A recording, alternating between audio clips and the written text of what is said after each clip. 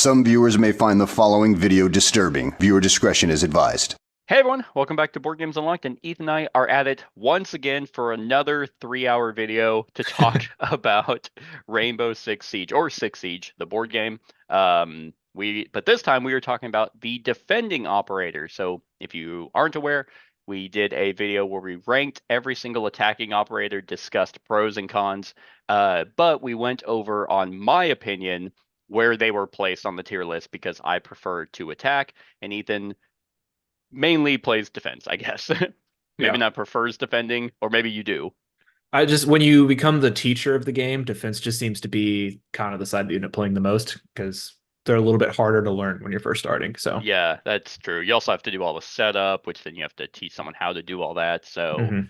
so in this video, Ethan's going to be kind of spearheading it. I'm going to be controlling where they're at, or where we place them, but where he wants to place them is where they're going to go. But I also have my own ranking of 1 through 30, so we'll just talk about where I personally place them.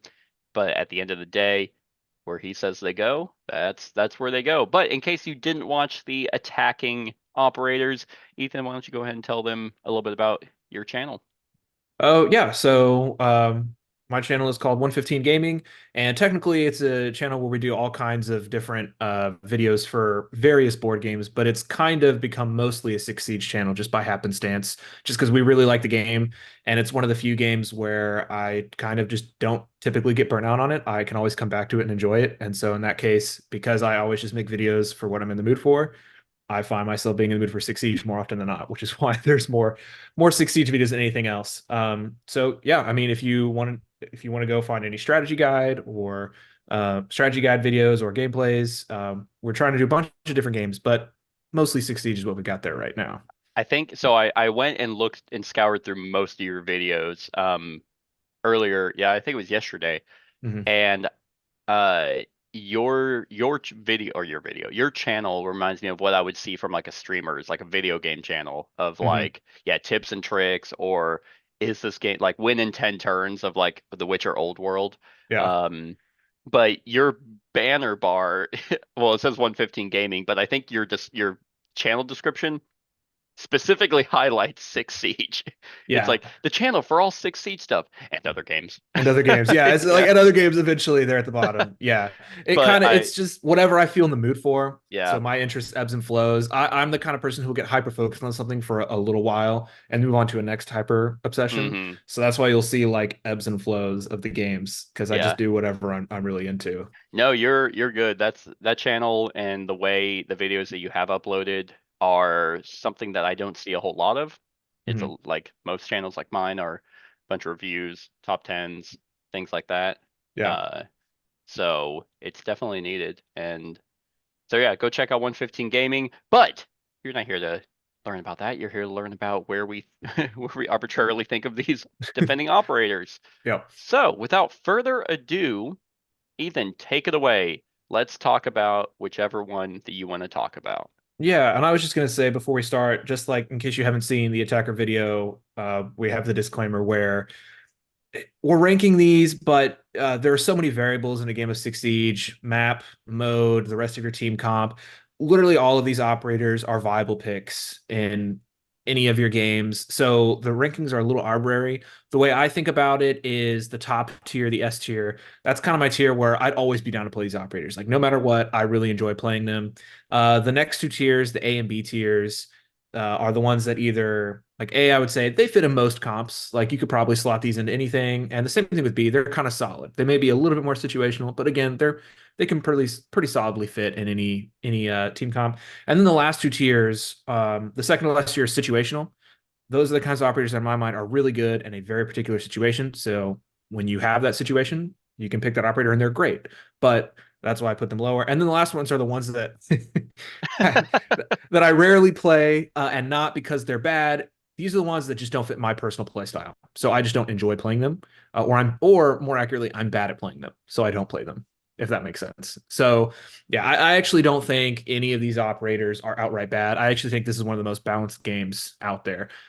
Building a team is actually kind of hard because all 30 options usually look pretty good, and so it's kind of hard to pick five. Yeah, Yeah, all that hits nail on the head. That is what the one major difference if you're coming from the video game, you're not going to be able to there's not necessarily a meta for the board game like there is in the video game. There's just not that much to take into account like the video game does. There's way more. Um but yeah, because we could like the attacking video here, the way I've ranked mine 1 through 30, you just can't take every single operator and put them in a ranking being Mhm. like, okay, well, they're A if they're paired with these four people, but they're D if they're paired with these. There's just quadrillions of, so it's a general, hey, this is just how I feel about the ability. Yeah. Also, when I- I was ranking mine, I didn't really look at weapon or health or innate destruction, um, unless it was like a tiebreaker. If I couldn't decide which ability I liked more or mhm. less, it was kind of like, well, okay, this one has more health, this one deals more damage, stuff like that. Yeah, And I then think also, you'll yeah, learn more about the R2 play styles than maybe the operators themselves. Like I hope you'll learn more about how the operators work, but you'll probably learn more about how you and I both yeah, play. no, exactly. That's how the attacking video is, and how just how good these types of games are. Like Mhm. the more, because I've been playing. I mentioned it last time. Have you played War Chest? No, I haven't played it, but I know Okay, what you're talking about. so that game is a game I actually really didn't care for until I played it again, and then something just clicked, and I'm like, oh, this is amazing. It has that Hmm. same idea. You have a squad skirmish game, but it comes down to what's more fun for us. Yeah. But yeah, that there's the caveat. Um, so don't get hissy if we put and I put your titles here since we're going off of kind of where you're at, but I also kept the S through D. Yeah. No worries. The way I'm going to do it is I haven't like ranked them 1 through 30. I just organized them by year. So we'll just go starting with core box all the way down to year 5, and we'll see. I think that'll might give it a little bit more of an unpredictability, since these will probably just start landing all over the place in the chart. The first one I have on my order is Bandit. Bandit, do you want me to tell you where I have them before we talk about them? Sure, go ahead. Okay. Bandit is actually right. We're starting off strong here. Number 13 Oh, right for down the me middle. out of the 30. Yep. That's it. Go for it.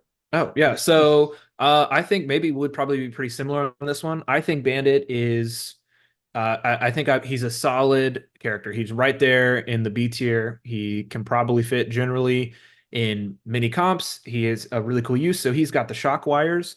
And basically, what those do is when you put down a shock wire, it affects its square and every adjacent square, even spaces with obstacles on them. So you'll still get hit by them if you walk over an obstacle that's electrified. And it specifically also affects spaces through red walls. So Mm, that's one of the few gadgets that goes through walls, which is very nice. And basically, anytime an attacking operator enters one of those affected spaces, or if they deploy a gadget in one, they're stunned and they take 1 damage, and drones can't move through them. So, I mean, I think this is just a pretty solid gadget, and his gun at short and medium range is pretty good. It's pretty good, and he's a runner, so he's one of those that what I like about, and you'll notice this with a lot of defenders, is he's got a set of gadget, so you can throw down his gadget, and one of the best things about him is even when Bandit dies, his gadget is still affecting the map. So in my hmm opinion, that's I'm the kind of player I like to not have to upkeep things. So I like being able to just throw something down. I do all my thinking in the first 15 minutes, and then I don't have to worry about it anymore, right?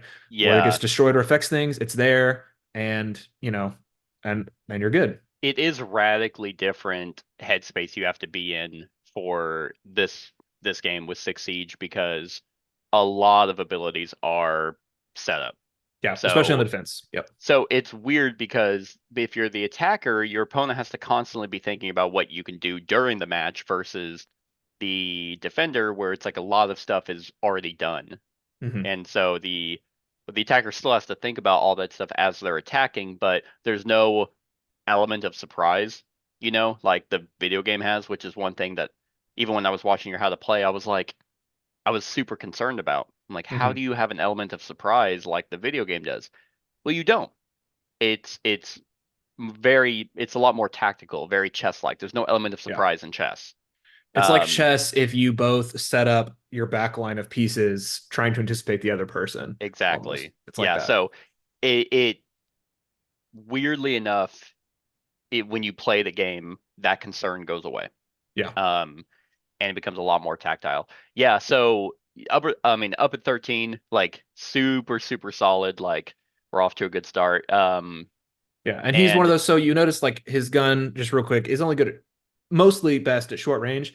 But he's a defense, which means he's probably running around in short range inside a building, and mhm. he has sprint to 5, which is good, which means probably you can probably position him to get that short range gun, and usually you could probably get it with no cover. But even if they do have cover, orange and 2 red is really good. So Yeah, he's not. Yeah, he's like almost right in the middle. The thing that put him a little bit above the middle for me was that surefire damage. yeah, Like it's gonna bypass.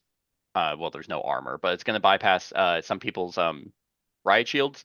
hmm Like just hey, you're taking 1 damage, and for yep, attacking, doing that to an attacker who on average probably is 4 health, or hmm I mean probably 4 to 5 health.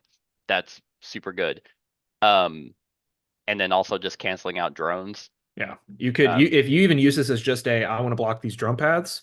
I mean that's a solid use of him as well. yep. And I mean, him being able to go through red walls is good because you put these on red walls, which by the way pairs well really well with castle, which we can get to in a minute. Hmm. Um, but usually, typically, people like to breach a wall and then lean out and shoot.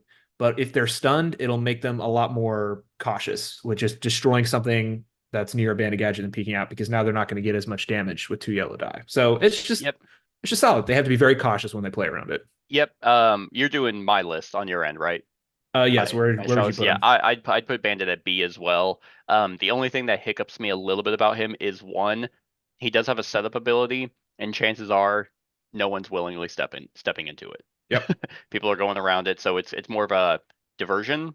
hmm Um, and he has 4 health. That Yeah. sucks. hmm Like if he's like I'm a runner and he runs out and he just gets shot immediately. It's like okay, cool. I'm now down. Yeah, you got to be very careful. And I would just like to point out just a general defense concept is you have to be even more careful how you position as the defense as opposed to the attackers because the attackers always go first in a round, which means Yes. they can be a little bit more careless and kind of come back from a bad positioning mistake because they'll immediately get to go first, right? Right. As the defense, you're going second, which means if you position something bad, the attacker at the end of the round, the attacker immediately gets to capitalize on it. So you always have to think about that. So you're right in that sense. Yeah, yeah, that is true. And I think that's why a lot of maps kind of favor defenders. hmm That works in the video game too. Like most maps favor defenders, and it can be really hard to take Yeah. certain maps as the attacker. But for that very reason, you lose a defender that hurts more, I think, hmm than losing an attacker. Yeah. But yeah, it's also bulletproof. Um, so that's cool. hmm Yeah. They So have to even if throw you a grenade or they have to literally get up and be step stunned to take into a it, damage yeah, to and then destroy it. Yeah. yeah. So Bandit's solid. Yeah, I agree hmm with you. Right there at B. Okay. Next up, just like we were talking about, is Castle. Hey, he's right next to him in my picture. Nice. Castle, I actually have at 20. Okay. Yeah, that doesn't surprise me. Why do you have him at 20? He's boring. Like I like the which is actually interesting because there's a character that is lower than hmm him, but I actually like playing more. Yeah. Um so like my 30 to 1, like we said at the very beginning, there's actually one operator I do not like, and I wonder if that's also because maybe I'm playing him wrong, like we talked about with Buck in the Yeah. attacker. So Interesting. when we get to him, I'm very excited to see what you think. But Yeah. I mean, Castle is solid. Like, I hmm mean, I would put him at B. Like, there is nothing wrong with his ability. Would Um, you put him above Blitz or sorry, Bandit or I'd put him below Bandit? below. Yeah. I like bandits because they kind of do the same thing with, hmm hey, here's this armor panels, which you Yeah. need hard breachers to do. Mhm. Otherwise, but it's like if you don't have hard breachers, okay, who cares? I'm gonna go another way. Yeah. So Castle is interesting. I'd say for my list, I would put him in situational. And so my reasoning is his gun, you look at it, it's actually pretty solid, honestly. I mean, two His gun is reds. solid. 2 reds on medium and short range is good. He's got Orange Destroy, which is very useful as a defense, specifically because sometimes you need to destroy a wall, a soft wall, to be able to rotate an operator without getting hit by an attacker. So that's any orange destroy on defense is very useful to have. It's 5 health.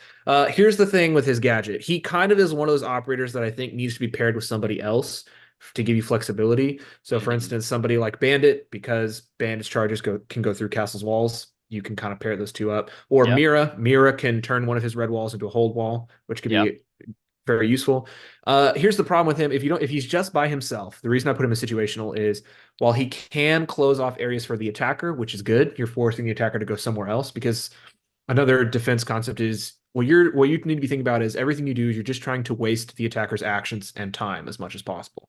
So even forcing them to have to go around somewhere, that's wasting their time, which is great, because all you need to do is stall out the time to win when you think about it. Here's the problem. That is true. None of the defense besides Mira has the red destruction rating, or any gadgets that do the red destruction rating, which means these walls can affect you more than the attack. The attack could get in a position where you need to rotate and reach them, and you can't because one of your castle walls is in the way, and that is really annoying. There's quite a few, if I'm not mistaken, there's quite a few operators that can bypass walls though, right?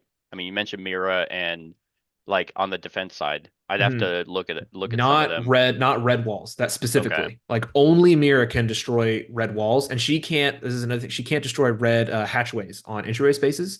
So kind of think about castles walls and reinforced hatches as I like to call them double-edged swords. They can harm the attack, which is really great, but they can also harm you if you're not careful.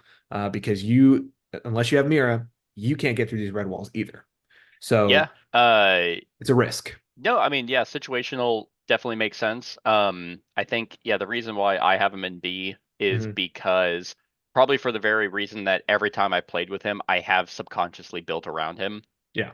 So if he's been on my squad, I've meticulously, because you can, it's like, okay, well, here's where his red walls are. Well, I can be a little bit more loose in that area. I don't have to defend it as much, which means my gadgets and setup can go a lot further to where, and then he could be a good counter if they didn't bring any hard breachers. That's what I was actually going to bring up, is that he's one of those, like, if you notice they've only brought one breaching charge and no hard breachers on their team, Castle can really annoy them like a lot. So that's why I put him in situational. You get those situations, he's great. But sometimes I have been in a couple situations where I put up a wall in the middle of the map thinking, oh yeah, they go through this all the time. But then I find I need to get through it later and I can't. And that's hard. Yeah, that's true. All right. That's actually generally, before going to the next one, why defense can be so hard at first is because you have to know everything about the game in those first 15 minutes before the game even starts. And you could lose the game just in the setup phase. And that's it just takes a lot of repetition to kind of get those patterns down. And that's why it's kind of tricky to learn. Yeah, I think the good counter to that, to make it not as stressful, is you do have the element of the decoys. That's true. Your opponent, you have perfect knowledge while your opponent does not. And that can go a long way if you play your decoys well and your opponent thinks that has to be the main one and it's not, and they've exhausted a lot of resources to figure that out. Yeah.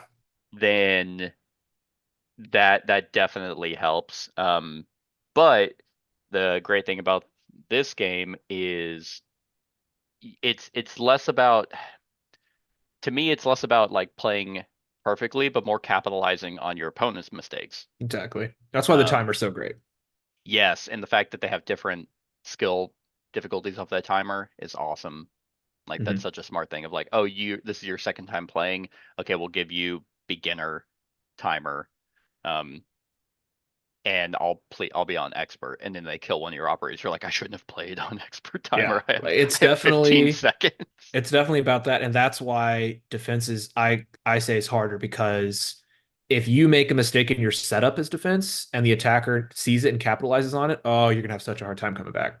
That's true. But that's why I like this game, because it forces you to try and get better, and that's what's fun about it. And is defense better. does have the element of the timer. Like I will win in 5 rounds. Yes. Like if you don't fulfill your objective or kill me, I am going to just by default win. That's why there's almost an element where their goals are easier, because you just know I just have to waste their time. And that when you have that in your head, for me, I find it easier to set up in that headspace. Like I just want to put stuff down, to just waste time. And in that sense, Castle has a time wasting gadget. Yep. So yeah. Yeah. So got him in C for you. In situation, like, I don't know. I can't stretch these out, which is stupid. What if I do this? No, it That's got somehow it worse. got worse. Yeah. Situational. Situational. That's so stupid. Whatever. Anyway, well, who is your next one? All right, next up we got Doc. Doc? Can you guess where Doc is for me?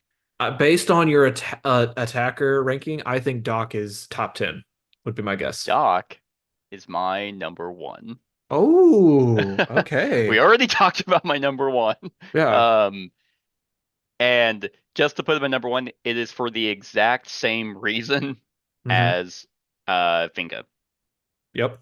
And as we just said, if losing a defender hurts more than losing an attacker, being able to prevent losing a defender and healing sucks for the attacker. Now I'm curious where, like, so he is S tier for me, but I bet you if I had to guess, I bet you put him in A. Yeah, so this is interesting. He's D, this is actually why I love this. Yeah, I'm actually gonna put him in D. Okay, You and suck. it's not because he's bad. Like, I completely agree with everything you're saying. Is he? His healing ability is great. When you can trigger it, it's awesome, and it really annoys the attacker. I am not good at triggering it. I am not good at positioning him to be in line of sight of the people that die. Yes. So when I bring him, and this is what I mean by how defense can be hard. So his regular heal ability is great. Like, I actually like that. I might just pick him just to use that. His reaction is like really flashy. Like, if somebody dies, if Doc can see him, they don't die. Incredible. The problem is he has to be in line of sight when the operator dies. And so what'll happen is I'll position Doc in line of sight of operators, and those just happen to be the operators that never die. And so I feel like, man, like I wasted him. You know what I mean? I didn't get to use his reaction. Now that being said, playing him wrong then. Yeah, no, that's what I mean. Like, I am not good at positioning him well, and also, I actually haven't played him in a while. So I played him back in my very early days, and in my early days, typically an operator would go down in one shot, so I wouldn't even get to use his regular action a lot either. So that can explain to you where I was at in the early days of playing him. Not being able to actually heal. Yeah. Yeah. But that being said, like, what you said about him, I think is totally great. I think his gun, short medium range, is great. And I played a game against Doc the other day on attack where he was able to use his reaction, not even his reaction, just his regular action. And it was so annoying because I had spent a whole turn just dealing a bunch of chip damage to this operator. I was like, cool, I'll be able to kill him at the beginning of next round and defuse the bomb. But then he was healed, and suddenly I lost all that progress. Yeah. So, slight caveat to mine is he probably would actually be bumped to number 2, because when I rank these, I didn't catch that there was line of sight, even though I think I knew that. Because in the video game he has a gun, he has like a healing gun, and he has to be able to shoot them. However, so he'd still be 1 or 2. Yeah. What I've seen done and what I have personally done is Doc becomes one of the best support characters when you just have him like shoulder up next to your best defender. And it's like, so people have to now go. Like, last time I played against him, I had to spend all my resources to get rid of him. Just get rid of Doc, because he was such a threat. And I mean, 6 health is insanely good, which is not uncommon a little bit with some defenders. So his gun's still good, so he's not just healing. And 2, it actually, having Doc on your side lets you be a little bit more aggressive as defenders. You can kind of go out and trade blows a little bit. You can go contest for entryway points and do the trade of attacking, and then just have him heal your teammate who most likely took some damage trying to take that. Now he only gets 2 uses of it, but healing completely for 3 is huge, or saving 2 operators when the attackers were trying to push. So 3 damage is a lot, because in this scenario, in this game, on average, I'd say an operator survives 2 shots before, or gets 2 shots before they go down. Usually, if they survive a shot, they have 1 health left. So so that means they have 3 or 4 damage on them. So getting rid of 3 damage means you're giving them back another shot before they go down, usually. So it's great. It's really good. I'm just bad at So using them. I'll admit it. I'm not good at them. I should try them again though, honestly, because I like what you said about pairing him up with one guy that you want to protect. I hadn't thought about that. I always want him to like see everybody, yeah, which you is want him to run impossible. around, and Yeah, it's. I mean, do you play Overwatch, like the video game? I did back in the day when it Okay, came so out. I've Yeah. actually picked Overwatch 2 back up, and it's kind of the same mentality. You keep a healer on your tank, Hmm. and it's like, okay, well, because it kind of stacks. Yeah. Not quite 1-to-1 comparing Overwatch to this, but if you have your best defender who has, in your opinion, the better ability that's gonna carry you through the entire game, if you Hmm. can just keep him alive, then his like his effects and um what's the word, like strategies throughout the entire game are then gonna elevate the rest of your team Yeah. because you don't have to compensate. I So, and they I would think is the exact say, same way. yeah, yeah. He's the defensive Finka, right? Yeah. So yeah, or Finka. I guess she came later, so she's the attacking Doc. And there's some trickery. There's some fun things you could do with Doc too. Like if you paired him with Thunderbird, you're basically giving him an extra health if you keep him in a room with a Thunderbird Hmm. station, which makes Yeah. him even harder to get rid of. So Yeah. No, I last time I played, my buddy picked Doc, Rook, um, Doc, Rook, and Thunderbird, Thunderbird, Tachanka, and Castle, I think. He went interesting. all defense, and I'm like, cool, Yeah, that's a cool. hard one to kill right there. Yeah, yep. And again, um, I went out of my way to. No, it wasn't. It wasn't. It was not the last one I said. It is the one that prevents throwables, like, or that you can just Jaeger. cancel. Yeah, Jaeger. He brought Jaeger. That's who it was. nice. So it just sucked. It Hmm. sucked so hard. And again, I had to go out of my way to take care of Doc because I'm like, I can't have you healing. Yep. Yeah. So, and real quick, can you target yourself with his ability? Okay, so I know you can't do it with his reaction because it has to be another operator. Yes. Yeah, I sorry, I can't guess with his remember. main one. Yeah, I can't remember about the top action. I feel like I saw somewhere that you can't, but don't quote me on Okay. that. I'm Actually, I trying to don't think remember of off the in the top of my video head. game. I think in the video game you Yeah, in can. the video game you can, but Okay. I can't remember if in the board game you can Yeah. use this I top could see action it on both him. ways because it says Yeah. targeted operator. I would argue you can target yourself, especially when the bottom one specifies another operator. Yeah. That's why I would be like, well, they didn't specify up here, but they did down here, I so this know it's been should be asked. yourself. I know it's been asked, but I cannot remember the answer, Okay. unfortunately. And the So reason I don't remember is because I don't normally bring Doc. I didn't think to keep it in my you're like, head. I, That's I why. don't care what the answer is. Yeah, And like if you can, that goes another step further because then if people start wasting time trying to kill him, he heals himself. Now he only has yeah. one use left, but I don't know. I think he's just a game changer. So he's S for me. Not Hmm. in your always play because I don't always want to play him. Yeah. But I just think he's top tier. Yeah. Always play is just one of those where like it's not like I literally always pick them. It's more just like those are the ones that I'll just like gravitate towards, like as a starting base usually Gotcha. for a team. Like, oh, I could always play. In this case for you it'd be Doc, but for me, Yeah. he's at the bottom. I love those examples where we go polar opposite. That is true. We got way early on. No, Mhm. actually, yeah, we got pretty early on in the attackers too. Yeah. All Okay. right, who's up? Who's up next? You just mentioned him, Jaeger. Jaeger. Jaeger is 9 for me. Okay. I He's think number that's a one good in my spot. heart because he's German and my whole family is German. But Oh, nice. but other than that, he's my number 9. So where would you put him? A or S or A?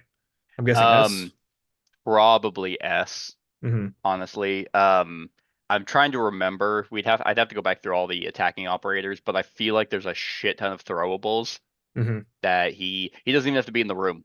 Yeah.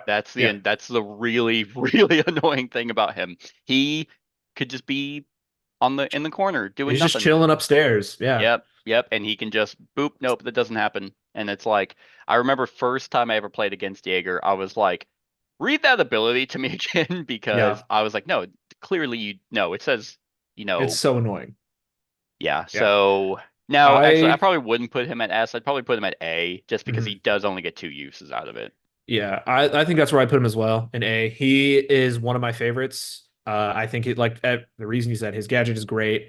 You don't. It's one of those that like the only other defense that's like him is Wamai, and Wamai is technically a little bit powerful, but Wamai is locked to two certain rooms, Whereas Jaeger can use his gadget at any point in the game, in any room. You get to choose when you want to cancel someone's throwable. Yep. So Yep. The like it other just gives you thing more control. is, unfortunately, now I know you've mentioned the defense is meant to waste the attacker's time. Mhm. However, there is a way around this effect. Yes. They just spend their other action, Mhm. and it's like, yeah, that is huge. That means that that operator is only getting to do one thing. Mhm. But if they were planning, if that was their first action anyway, that's probably all they were banking on. So it's like they can afford Yeah. to, This and is because one they of get to go those. first. This is one of those where actually it may even be. May not just be the throwable that you want to cancel. It may be the timing of when they're throwing it. So, for Hmm. instance, like because what you said is totally true. And I think this is where it gets to the key of when you want to use reaction operators like Jaeger, like Kapkan, like Frost. Is you don't just want to be like, oh, they're throwing, cancel it, right? Because like what you're Yeah. saying is if it's very early on in the game and all they wanted to do was throw an Overwatch and then you use this, they could be like, okay, fine, I'll just throw it and I'll back around a corner, so it's not going to be that big of a deal. Like I lost an Overwatch, but it's no big deal. Yeah. Or they could. This is the caveat with the Jaeger. If they haven't moved yet, they could spend their movement action and be like, "Fine, I'll still throw an Overwatch. I just won't move." Hmm. Which can be annoying. But like you said early on, they might just still move in two other operators into the room as opposed to three, so they still have a foothold.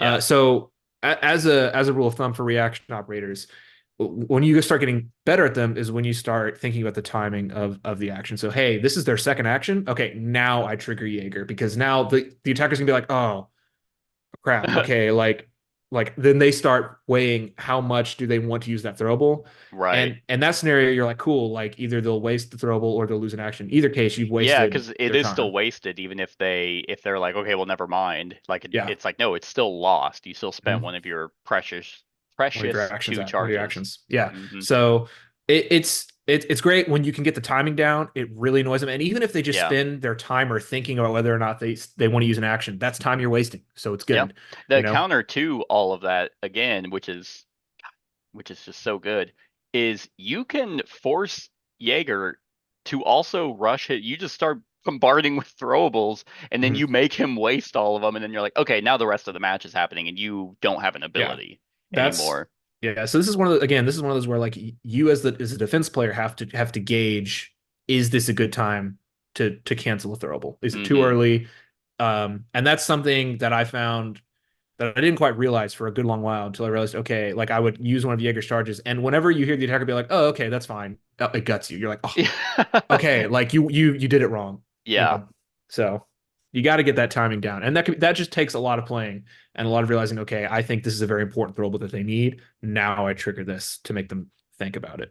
Yeah, and because defense always goes second, it's kind of like when you have just a really good event card in like Pandemic or something. You're like, Yeah, is this the best time to use this? No, we'll yeah, wait. And then that best time never comes. yeah. So then you could just be in a situation where you're stressed the whole game as a defender, Mhm. and you end up never using it because you're Well, like, well, and what's really tricky about it too is that the thing about reaction operators is that you need to keep them alive so you can use their reactions. that's true. So that's the pros and cons, right? So like Wamai, his isn't as good, but if Wamai dies, his gadgets are still around. So that's great. So this is one of those with those reaction operators, you need to be very careful with them because you want to be able to use them. So it kind of makes you think, should I use them earlier? But they might not be as good earlier on. You Yeah. know, even if you My use them earlier mentality, and you just waste their opening rounds, that's fine because you get the attacker to be stressed on rounds 3 to 5, and they feel like they have to rush. yeah. That's still a good spot to be in.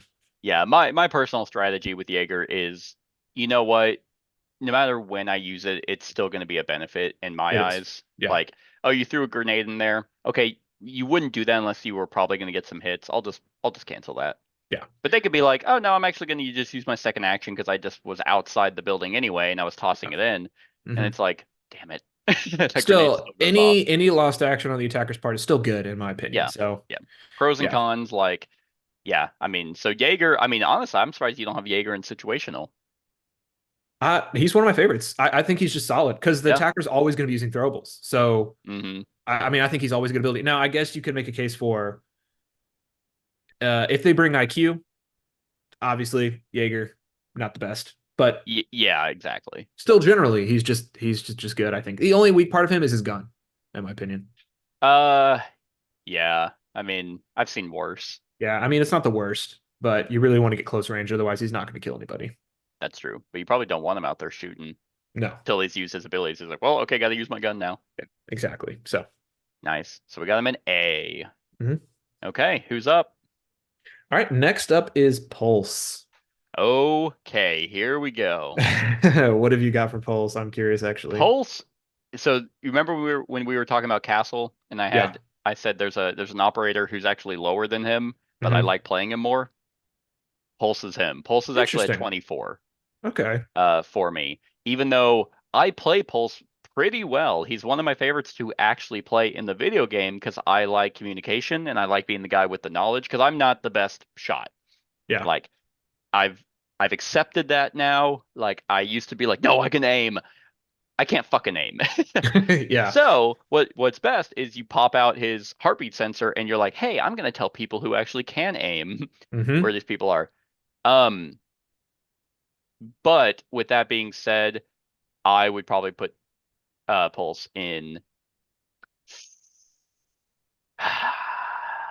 I'm looking at the way you have these labeled, and that's kind Yeah. of throwing me off because Oh, yeah, I got you. I could actually see him being in D, but Let's do rarely play. not as rarely play for me. Yeah. Um, but I'd probably put him at C. Okay. Yeah, like right under Bandit, like you were talking about. Yeah, and I think the reason is no, C. Oh, Which C. Sorry, I Oh, see. sorry. Yeah, because I'm looking Situational. at your list. Yeah. This isn't Because confusing at all. I know. But with and here's he doesn't have a reaction, so you can't use his ability twice. You can't ping someone and then shoot. With his secondary action, with his vertical action, like you can't do both. Yeah. Um.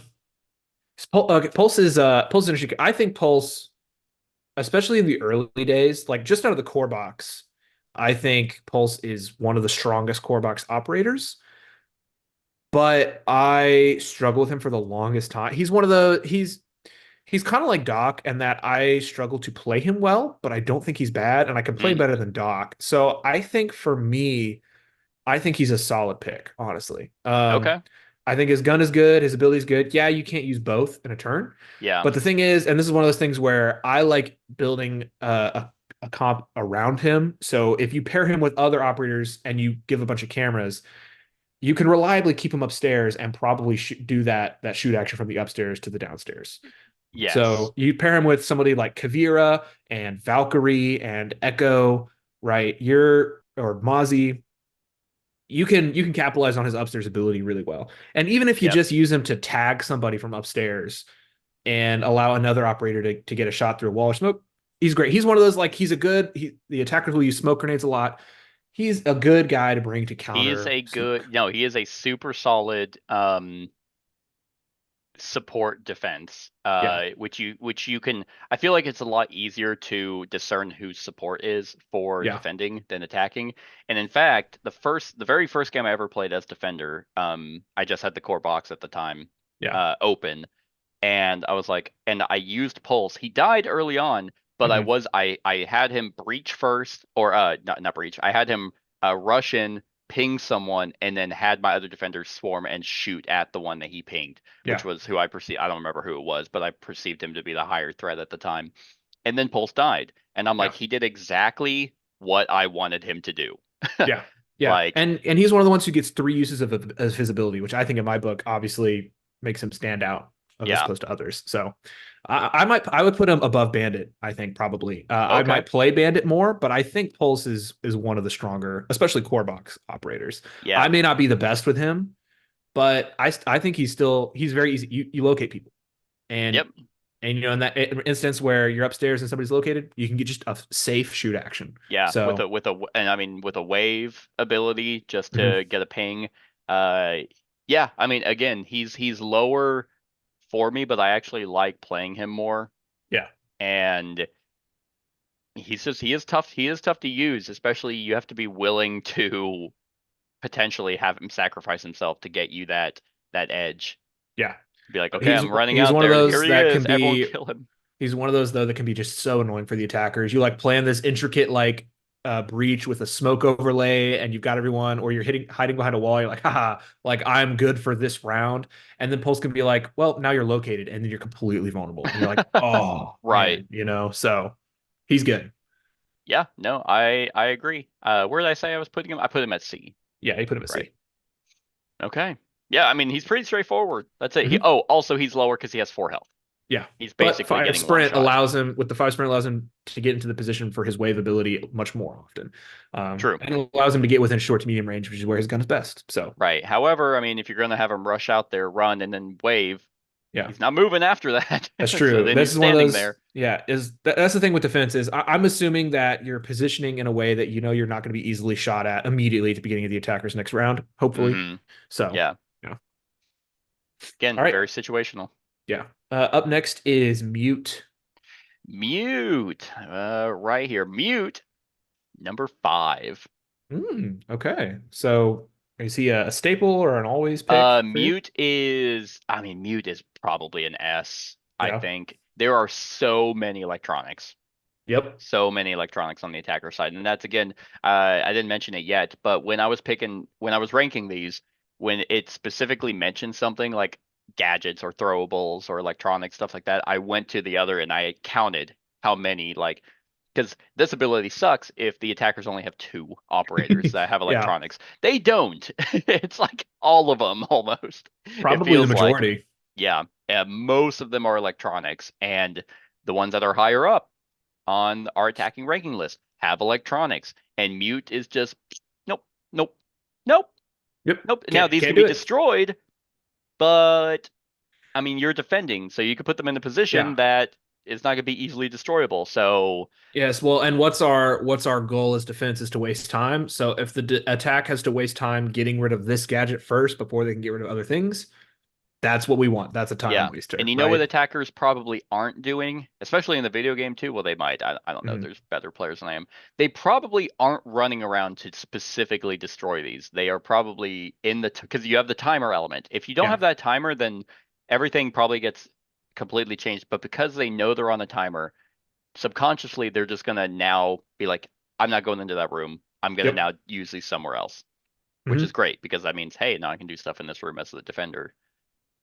He is so annoying. Yeah. Especially as attacking, it's like, oh my God, I hate your abilities because it doesn't have to do anything. They're just Yeah. there.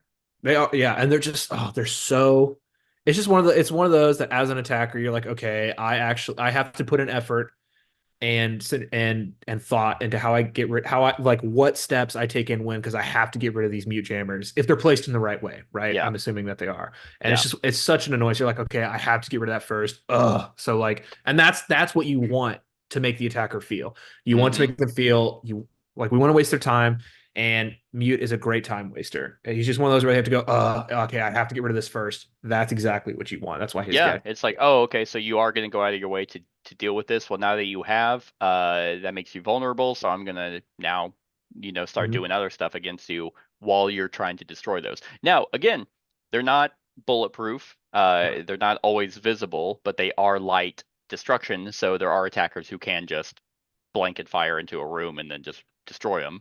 Yeah. There are ways around this. However, those operators are more few and far between than Mhm. operators who have electronic gadgets. Yeah. I will say this is one of those for people who are used to the video game. This is one of those things. So there was a little while actually where this is going to be one of those things where you have to think about him differently than he is in the video game. So in the video game, people primarily, at least when I played, Mute was one of those where he stops breaches, right? You put him up next to a red wall so that Thermite, can't Oh, reach that yeah. red wall, right? Yeah. That is not how Mute works in the board game. Because of the way the destroy actions work, because of the way his gadget targets only squares in a room, not outside of a room. Hmm. So Thermite can still breach a red wall even if the Mute Jammer's in there. I have seen this is how I felt too, so I get it. Video game players are like, I don't understand. Like, Mute's a breach denial. He's useless in the board game. That's not how you want to think about him, right? He may not be a breach denial, but he blocks everything else, right? He blocks drones. He can still block breaches on reinforced hatchways. He blocks so many other things. He's just not a breach denial, but he's still Yeah. undeniably very good. It's just a The thing you have to adjust, which is the weird. way I view Six Siege the board game Mhm. is the board game starts when the attackers have basically breached. Yeah. Is how I've taken it. Which again, a lot of the video game is getting information from the attacker standpoint, getting information, Mhm. figuring out who's on the opposing side, where things are. All that is huge. The board game to me, and this is how I've justified it in my head to where I'm not complaining about that, Mhm. is okay, all that shit is like gone. Like Yeah. we've figured it out. Mike, Mhm. I got my drone in there. I scanned. I know who's on your side. I know Yeah. where things are because my team communicated and boom. Now it's about how am I going to implement and go around it like you do in Yeah. the video game. So that's how I've justified it. Oh I yeah. I never mean, took him as like a breach denial. It's like, yeah. well, they're gonna breach. They're Yeah, gonna I get wasn't in. even like it's not a bad thing in my head. It's just one of Yeah. those where I always like to call out Mute is one of the good examples of how things have to be changed for the board game. Yep. So he's yeah, he denies pretty much everything else Mm-hmm. except exterior breaches. Now, Yeah. he still denies breaching from the upstairs onto a reinforced hatch. So you can use him in that way. So he Yeah. still does block some breaches, but it's just a thing I like to point out. And he has Orange Destroy, which as we called out, Yep. is very 5 health. good. His gun is solid. Yeah. Yeah, I think I would also put him in S or A. And the other thing I want to call out is he's really good in hostage because with the hostage mode, you have to get intel on the location of the objective. And the easiest way you could do that is just throw a drone in one of the hostage rooms and scan the hostage. You throw a mute jammer in a hostage room, now they can't do that. And now they That's have to true. spend a lot longer figuring out where the actual hostage is. Um, yeah, Yeah. put him in The S for me. I think he's a solid character. I think he's really nice. good. Um, He's I think great. this is him. Is this him? Yes, I I think think so. so. And the other thing is like, yeah, for the board game, could they have actually made it to where there was like a whole phase of like Mhm. hidden tokens and stuff, and like you actually, as the attacker, there's a phase where you have to like, kind of like how the defender has the setup phase. I actually set up the board. Yeah. The attacker, they could have added a phase where I have a certain time limit to try and actually figure out where things are. Mhm. It would have made it fiddly. It would Yeah. have made it like, okay, now this game takes a bit to set up anyway, and a decent amount of time to play. Now I have to deal with this fucking information thing, and that could be frustrating from the attacker's side. Oh, I didn't know Yeah. that was there, but Yeah, for like sure. it's as He streamlined as a game and Yeah, as an IP game can get for sure. And there's a lot of IP games that agreed. fucking suck. A lot of the changes to the board game just help streamline the rules and make things more consistent, or it's just in the name of balancing all the operators against each Hmm. other, which, by the way, they are not in the video game. So to me, it's all Correct. pro. Yep. Mute may fill a different role in the video game, but Yeah. like that, I And I don't see mean, it as a problem. Yeah, if that's the thing, go play the video game then. yeah, Like, there's nothing wrong with that.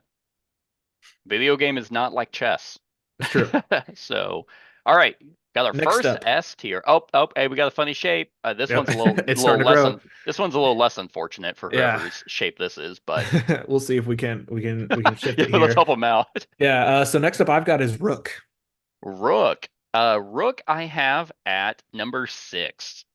Okay, he's a top 10 for you. He is.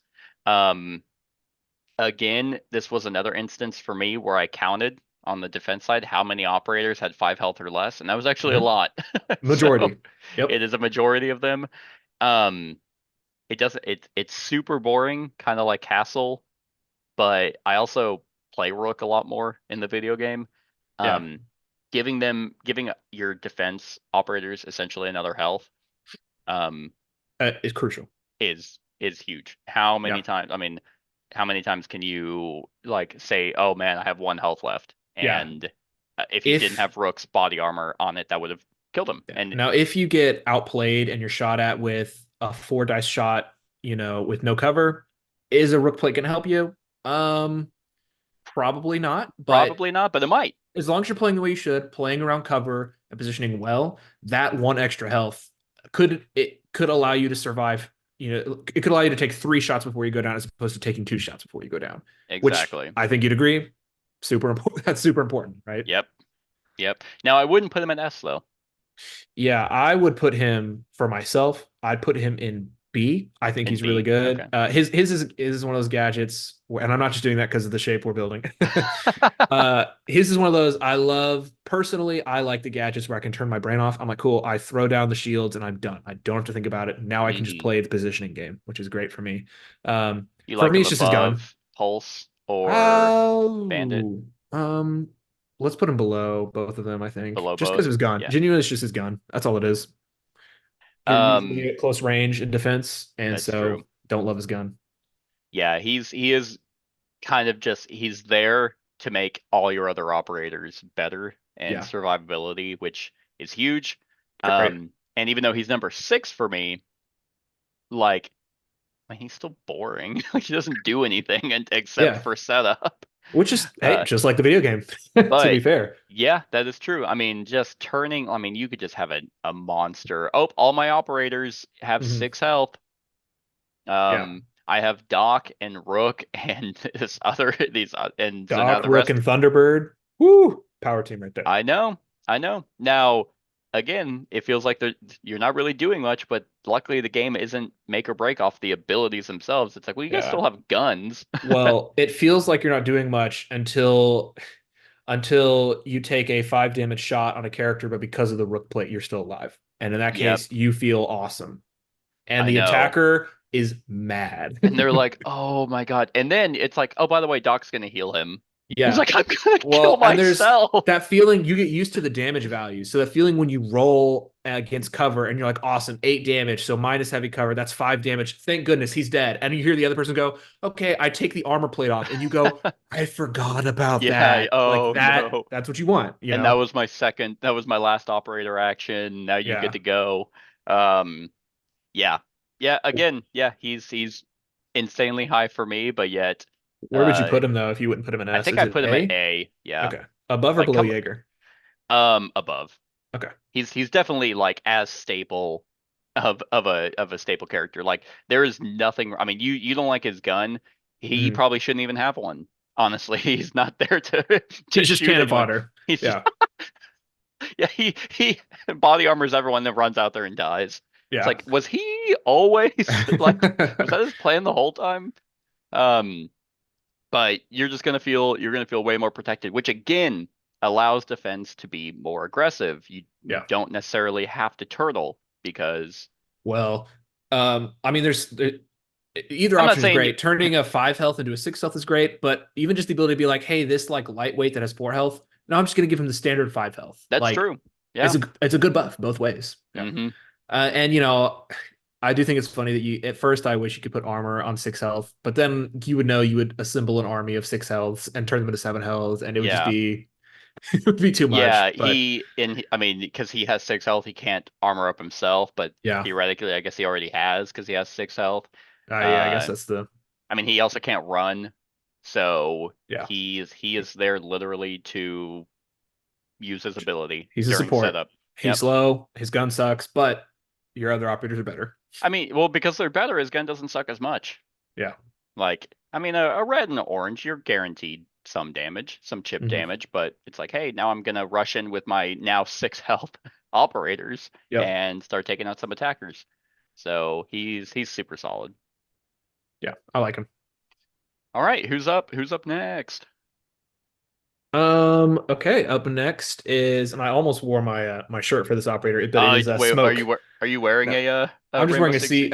yeah, just Oh, a siege shirt. is Yeah. that But like I your have whole a wardrobe? You just have a bunch of no, Six Siege. I bought a couple for when we were filming our gameplay videos, so I could have a different one each video. So Gotcha. I do have a couple siege Does that shirts. say Mythic Games on the back because you represent like Mythic Games? No. No. You have a Uh photo of the Mythic Games Listen, team in your wallet. yeah, I know. I haven't talked about Mythic Games, but I can say right now, I support the game. I support Yes. Six Siege. I do not I necessarily did. support MG. So Yep, let me make that's that clear. yes.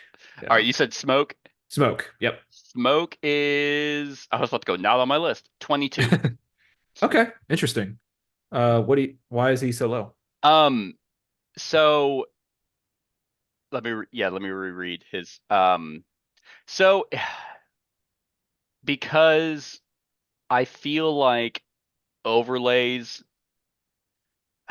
I don't think they're as as good as I want them to be. Interesting. I Okay. mean, and I'm curious what you think because you kind of made the same argument with Capitao and the attackers that you felt like fire overlays weren't as good. Now gas and smoke, Hmm. um, obscure line of sight, Yes. so that is beneficial. He is higher up because then I mean 20 than 8 other operators. Hmm. Because it does immediately do a damage. Yep. But that's pretty much every time I've played him is just okay, I'm gonna toss it to do 1 damage Yeah. and that's pretty much and it's like okay, well that's all that did. So would you put him in situational on your list then, I'm guessing? Probably Above or I below Pulse? he'd be below. Okay. He'd be below Pulse. Even though again, he's higher on my ranking than Pulse is. I like playing Pulse more because I feel like at least whenever I pull off Pulse, I feel Hmm. like I feel smarter and better than just kind of like a grenade. All right, take the Yeah. 1 damage. Um, so I imagine he'll be higher for you for that reason, but Yeah. I personally have not really utilized him all that well, I think. So this will be spoilers for the next video I'm gonna make, but now that our gameplay video is done, I'm about to do some operator breakdown videos, and the first one up on the list is Smoke. Um, and I think for me, it's kind of a toss-up between the top two. I'm gonna say top S tier just because I tend to play him a lot. He's like a comfort operator, if that makes sense, you know. Okay. I don't know if he's necessarily the best, but I just enjoy playing him. I would probably put him over Mute for sure. Okay. He becomes one that I like a lot. Um, I think he's good. So I don't think the way you're talking about using him, like just throwing a smoke down to deal 1 damage, I don't think that's a bad use of him at all. In my opinion, chip damage is a big deal usually, right? If at the Hmm. beginning of the game you deal 1 damage to an operator, now later in the game when you really need to kill them, you have to deal less damage to kill them, right? It like Hmm. pays dividends later. So that's, in my opinion, great. But uh, we were talking about overlays. I agree with you about fire overlays, but I think smoke and gas overlays, in my opinion, are much better, specifically because they block line of sight, Yeah. which is very useful for rotating. It's very useful for being able to get around somewhere that an Overwatch is blocking. And smoke is, if I'm not mistaken, the only defensive operator who has a smoke overlay that they can use. The attack has a lot of smoke overlays, just in their general gadgetry. I don't know if anybody else has a smoke overlay. I don't think so. I'm taking a look at my list. I think you are correct. Yeah, but because So, their smoke overlays are on their general inventory, any of the operators can use them. So it feels like yeah. everybody has smoke overlays, and the defense doesn't have that option. So Hmm. while the attacker can be like, "Oh, I need to sneak in. Let me throw up a smoke and sneak around," the defense doesn't have that. So smoke allows them to do that. But secondly, there's a fun little trick that we love to do with smoke, and that is when an attacking operator is near an entryway space, and they're kind of like watching in the direction of entryway space so that a defense cannot flank them. Smoke can throw a smoke overlay down onto the entryway space, and it allows smoke to drop into the smoke and sneak around an attacker Mm, okay. and shoot them point blank with his pretty good gun at short range, which is usually a kill. So I think both there are three ways you use them. One, chip damage, like you were saying, which I think is a fine use. Two, a rotator, which is great because he has orange destroy, so he can throw up a smoke, destroy a wall, and get around an attacking Overwatcher. But Yeah. thirdly, we like to use them to flank around entryway spaces. Attackers love to throw up an Overwatch, and be like, he's not going to drop down this stairwell. Okay, I throw a smoke and I just sneak around you. I wish I had a picture of some of the maps so I could show you exactly how it works. But Yeah. so that's one of the reasons I love him. And after a while, when you do that a bunch, attackers will stop positioning their characters like that, which is good because it just bringing him forces them to have to tiptoe around, entryway spaces more than they normally would. So you're wasting time, you're changing how they play. That's what you want, which is why I like him. Yeah, those are all very, very fair uses of him that I have not personally used. Mm-hmm. Especially the entryway one. I have not utilized him in that way. So that is definitely something to consider. Especially, yeah, I think it's like whenever I'm looking at the abilities, like fire for me, for example, with Capital, which actually I think Capital was around this same spot, was Yeah. like high 20s. Um, I want them to do more than what they Mm-hmm. do because it's like this ability, like they always do at least a damage. Yeah. And this one guarantees at least a damage where I think the fire is a die roll. Yeah. The fire's a die roll. It's Um, more guaranteed. but it could get you more damage too. Um, but it's always a secondary ability where it's like when they enter a space containing a gas overlay or ends an action in 1, they sustain another damage. It's like, well, they're probably not doing that now. So they are pretty much getting the 1 damage because they're not going to willingly enter it again, or they're not going to move while they're in it to sustain that secondary damage. So that it's like, man, I kind of really wish there was more, which again, it's not like a knock really on them designing the game. It's the same exact reason that you would throw a smoke gas grenade in the video game. It's like, yeah, it's just kind of chip away some damage and then they're going to get out of there. Yeah. So it's a lot. It could be a deterrent. It's like, hey, I'm at least guaranteeing some damage, which is in a game where every health matters is good. And then I'm going to make you run around. But yeah, like just not necessarily my personal play style. Yeah. I don't necessarily feel like it's like, oh man, I really feel smart about using this ability like I can with someone who's still lower, which is Pulse. I personally, and maybe this is too powerful because I think that he's a powerful operator, but I wish he had 3 smokes, but it's really not that big a deal. I don't even think he needs 3 smokes. I wish he had 3 smokes. I know. Yeah. So, I mean, yeah, utilizing his gas overlay on an entryway space, so that is smart. If I'd use him that way, where did I say I was putting him in C? I think, or you put him in C D, underneath in Pulse. C? Okay. Yeah. I definitely wouldn't put him at S, even with the entryway idea there, but he probably would bump up to B. I mean, I generally think if S or A, like S through B, he could fit anywhere in those for me. I think I just put him in S because he's a comfort pick for me. I like playing him, so he's always a reliable one for me. I just enjoy him, so that's why I put him up there. Okay, cool. All right. Up next one, we have objectively the best operator ever created. That's Lord Tachanka, the Lord himself, the greatest. I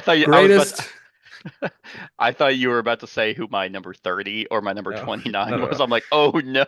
No. That's the meme. Everybody calls Tachanka the Lord. He's the best. That's because when he first came out, he was the worst character ever. He had the stationary gun, which did not fit at all with the game. No, he sucked so hard. Funny enough, Tachanka is 23. Okay. He is right under Smoke. Okay, I'll put him there then, I guess. Unless you would rank him higher on your picks, or would he be just? No, I'd actually probably I'd probably put him at D, honestly. That's fair. Yeah. He's also one of those characters that, because I know I played Rainbow Six whenever he had the stationary thing, and that did nothing. And then they reworked it to where his gun was a mobile thing, and then I think they reworked him again to where he had the grenade launcher. I think it was the same update. Was it? Okay. Yeah, he had the big chunky turret, and then they just gave him that stationary gun, made it his regular gun, and then they just completely changed his gadget to this fire grenade launcher, just completely different. Yeah. So I mean, literally all he does is throw a fire. Yeah. But he has 3 uses of it. And he has 6 health, which is nice, honestly. And Orange Destroy, and his gun at long range is one of the better ends as far as defense goes. Yeah, honestly, I feel like they should have given Tachanka the only operator to have 7 health. Like it's in his name. He is the Lord. Yeah, he is Lord Chanka. God, he brings enough cake for the rest of the operators. Like, so yeah. Like I feel like 7 health with him would have been justified. Yeah, for myself, I think I'm a little more positive on him than you. For whatever reason, I enjoy him with his fire overlay gadget more than I enjoy Capitao, even though their gadget is the exact same. And I don't even know if I could really explain to you why I like it more. I don't think he's bad. I would still put him in situational, but I don't think he's bad, honestly. Above or below Castle? Let's put him below Castle, I guess. Okay. Yeah. I like his gun. I like his Orange Destroy. I like his health, and I like his fire overlay. So, it's the exact same. I know it's the exact same. I can't even tell you. Wait, is it? Hold on. Is it? Is Capitals a throwable? Yes. It is. Okay. Yeah. So There's something about it. I think it's more just like you using his fire overlays as a deterrent for the second round of attackers. Like if Tachanka is near where the attackers who haven't activated yet, you could throw up a fire overlay and you can halt their progress, which is good. And I think I view him as the same as smoke. Like even if you use him as chip damage, if the attackers have people close clumped together, you can damage multiple people in one go. Mm-hmm. I think it's a great use. But like you pointed out, it's an orange die. So you could roll 3 damage or you could roll 0 damage on his die, and that's why I don't love the fire overlays as much. No, I've definitely seen him used like against me for just really good, like, hey, before I rush in there or before I shoot, gonna throw a fire. Before my secondary person goes, gonna throw a fire because it doesn't block line of sight. Yeah. It's like, so while you take that die of damage, which you're most likely at least gonna get 1. Yeah, on average, you should get 1. Then that softens them up for your other operators. Like, he's not bad. And you got 3 uses, so there are 2 operators. Man, actually, I feel like defense. I have 3 operators. 4. As I'm looking up at the bottom of my list, there is one that I am just not getting. Yeah. So, and then the others I actually kind of think are inherently either, if they're not extremely situational, then I kind of view them as bad. Yeah. Tachanka is not one of them.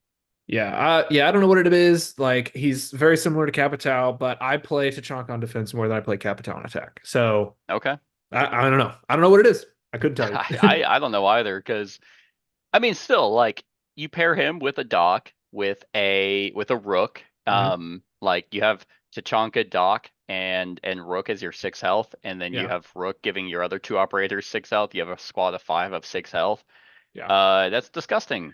Well, and think too about the overlays is I think even with the overlays and maybe even with smoke sometimes, like it's good to use them to finish off operators that you just didn't quite roll high enough when you thought you would.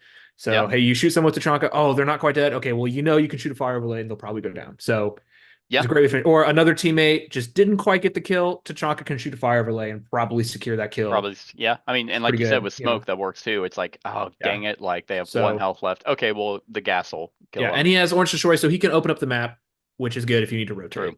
I don't know. I think his gun's good.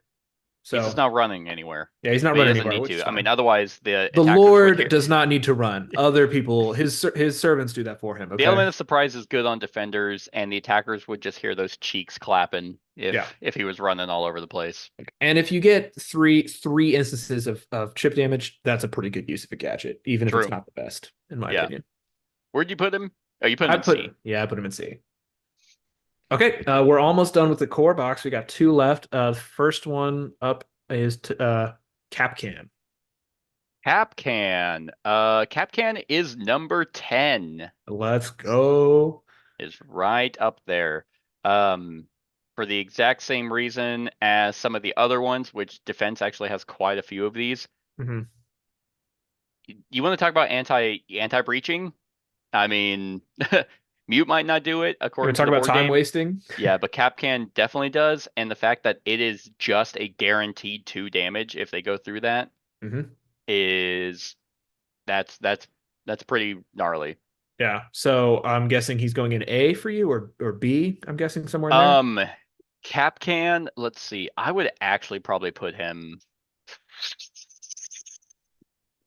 I'm gonna put him in A. Okay. Above or below Jager Rook? Above both of them. Okay. Yeah. Because he has a secondary effect where it's there. Okay, well, I don't want to take 2 damage, so I'm just going to go around, which you've compensated for because you're the defense and you've set up to have them avoid that. Yeah. Or because you're weaker on that side, then you're like, well, then you're just going to take 2 damage. Yeah. Unless they choose to ignore it, but then all they're doing is getting into the building. So for me, I would preface this by saying Kapkan is my main in the video game. Like whenever I play the video game, he's my favorite operator because you pick him, you throw down his gadgets at the beginning of the round, and it's one of those where like you don't have to think about it, and his gun is decent. But when you do get a kill from those traps, like you place it really well and you get a kill, the most satisfying thing ever. He's such a comfort picker. He's my most played in the video game, I think. And in the board game, it's pretty much the same. I'm struggling. right Yeah, there. throw him an S. Throw him at the I'm top of like, you have S. Yeah, always yeah. play, and you're like, he's my Throw him at the main. top of S. Well, he's my main in the video game. But in the Oh, board game, I thought he's you said in the board yeah. game No, as no. In the well. video game, he's my main. But in the board game, I also play him a lot. And the reason is, I mean, his gun's great. He's got 2 sprint, which is great. He's got 5 health. I think he's solid. Unlike Jaeger, if somebody is tripping one of his things, they've already used movement, which means they have to waste one of their 2 primary actions to not take the damage. So that's awesome. But when I'm thinking about reaction operators like this, I'm thinking of them as they're paired together, which are lethal. I love to have at least 3 trapper reaction operators together. If I'm bringing 1 trapper, I'm bringing multiple because, but I really like to bring all 5 trappers. So you pair Kapkan, and there's a bunch. I'm sure you counted up how many are like the reactions here. How I many did defense not operators there? Oh, actually. okay. No, I don't know how many reactions there So are. let's see. There's Kapkan. So there's 1, 2, I don't have the thing on me. 3, 4, 5, 6, 7,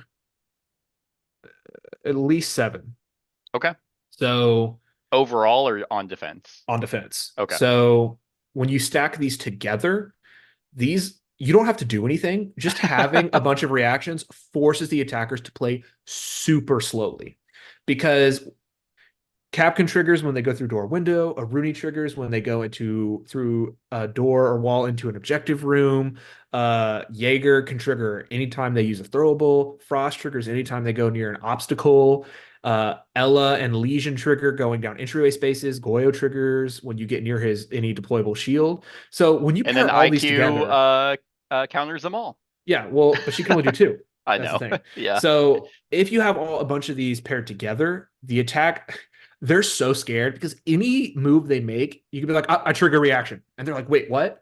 So Man, I think I figured out who you're playing. You're playing against cowards. That's it. exactly. Yeah. So when when I first put these 5 together, it took the attacker 5 rounds to like walk into the map because they had to be very meticulous. They had to try and kill operators from outside the map before they could go in, so they could take out the reaction ability. It's just great. It like forces them to go really, really slowly, which is exactly what you want. Even if you never do the reaction, the thought energy that the attackers have to put in to work around a bunch of these traps like is worth it in my opinion because they have to be super methodical, which means they have to spend more time thinking, and that's what I like to do.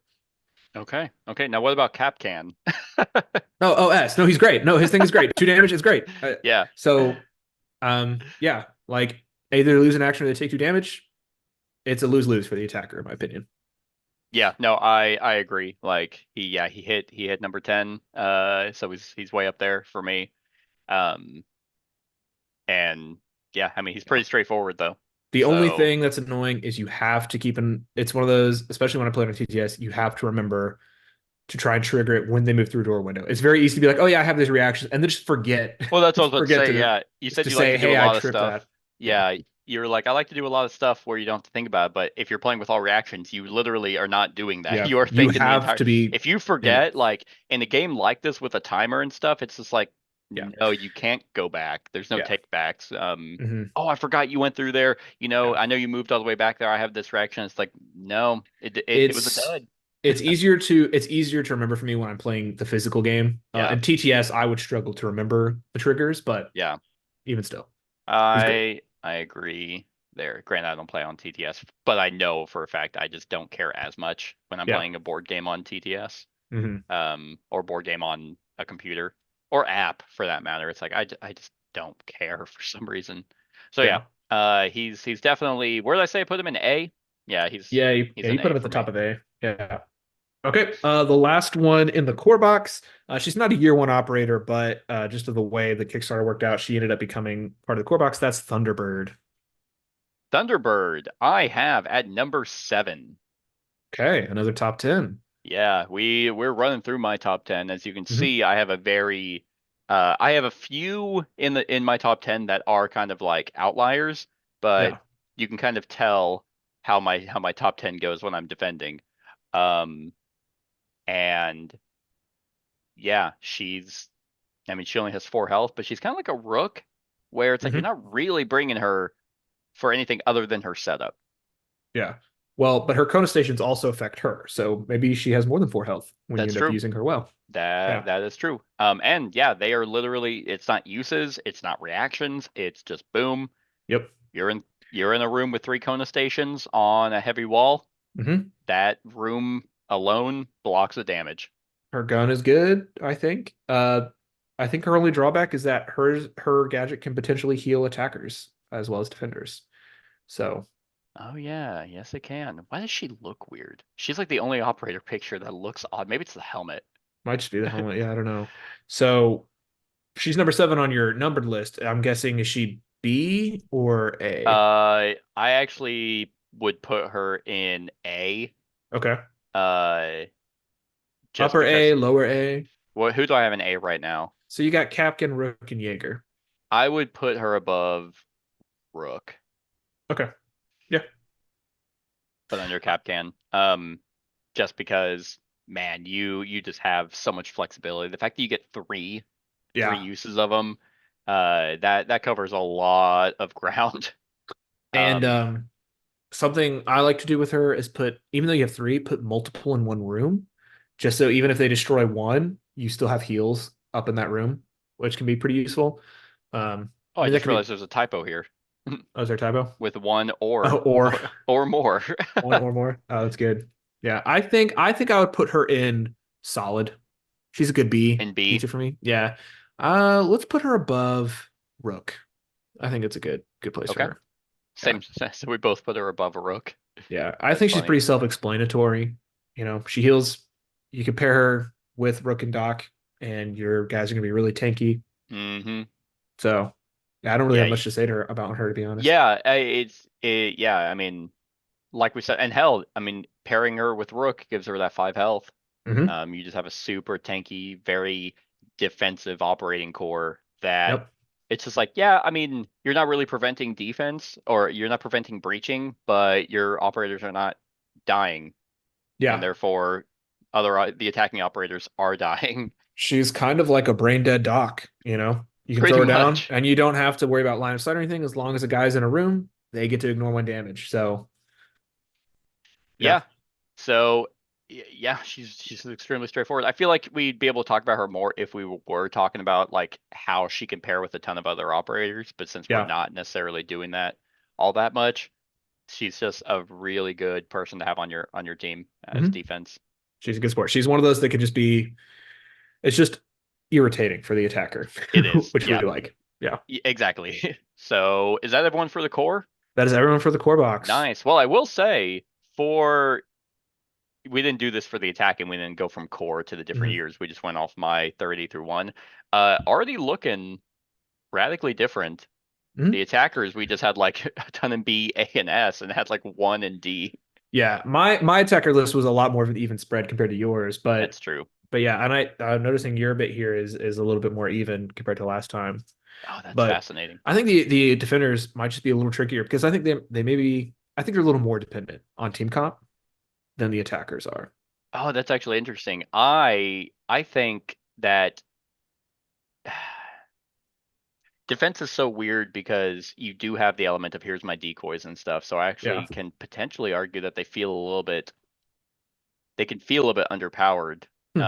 For that same element of if attackers want to play super aggressive, which you're not preparing for, like losing a defender hurts way more. Yeah. Than losing an attacker.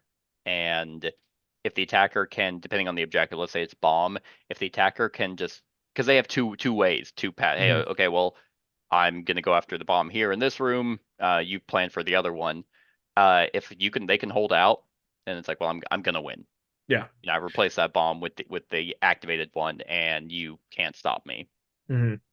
Yeah, it is interesting. The thing with defenders though is one defender could hold off the entire attacking team just from one good overwatching angle, which is why the attackers have so many more tools at their disposal, right? Exactly. At the beginning, because they have to get around that kind of thing. And that's why they also get to go first. So yeah, that's why they get to go first. Exactly. So I do think it's balanced. Like in our early years, I even had a video that I took down because I completely disagree with it now. But I used to say that the game was way too weighted toward the attackers because they had more options. But then I realized because it's just kind of like the defenders, they get to do so much more for less. And typically, like you said, they could feel underpowered because they're not doing a bunch of cool stuff during the game. A Hmm. lot of them are weighted towards setup. Like you do all their stuff typically in the first 15 minutes, and Yeah. then the attackers have to like unravel them through the whole game. Hmm. So it could feel like, oh, I'm not doing all these crazy things during the game. It comes down to, Um, yeah, personal play style. If you're the one that likes to set up the dungeon pretty yeah. much, and the attacker like, or if you like to be the one to figure out the puzzle, and if the attacker can figure out the puzzle, you're going to be battling uphill as the defender. hmm Yeah, So, and yeah, it comes to just learning how to set up and learning how to hmm use the operators. So that's why defense can be harder. But true. once you get better at it, I do think you can just make. I do think it can become a little bit easier to play than the attackers. The attackers you have to be on it the whole time. The defense you can kind of just be like, I just need to sit back and watch angles, Yeah. until such time as the attack breaks through, and then I got to actually like respond. But Hmm. in that sense, And it they all can be a depends little on easier. maps too. Yep, it's true. Okay, Okay. Year one.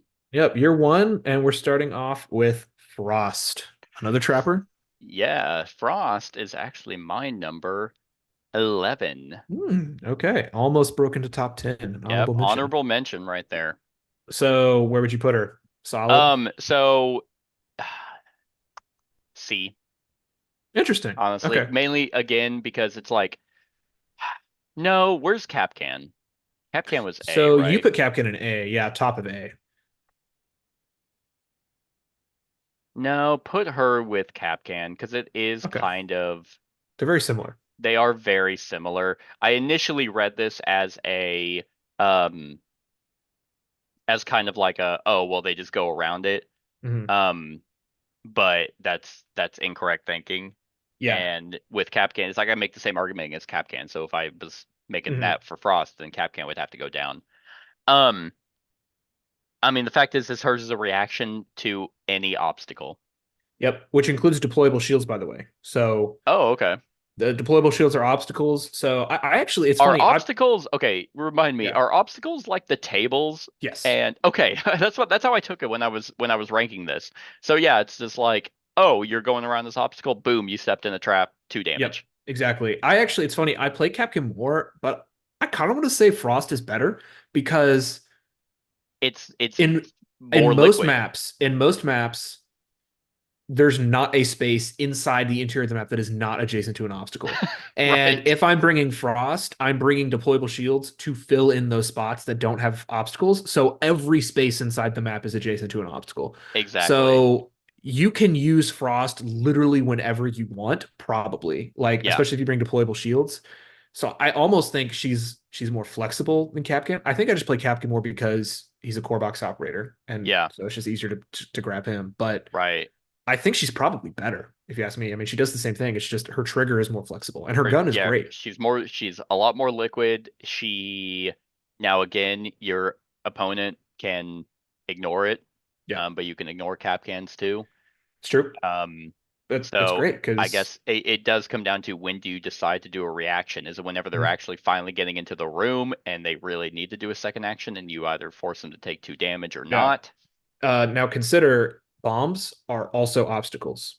So Yeah, I guess if she's so. alive when they get up to defuse the bomb, you trigger her thing, and even and usually there are other obstacles leading up to the bomb too. So there's a lot of good timing opportunity with her. I think Hmm. on my list I would put her in A above Jaeger. Okay. Even though Capcan is in your S because he's a main.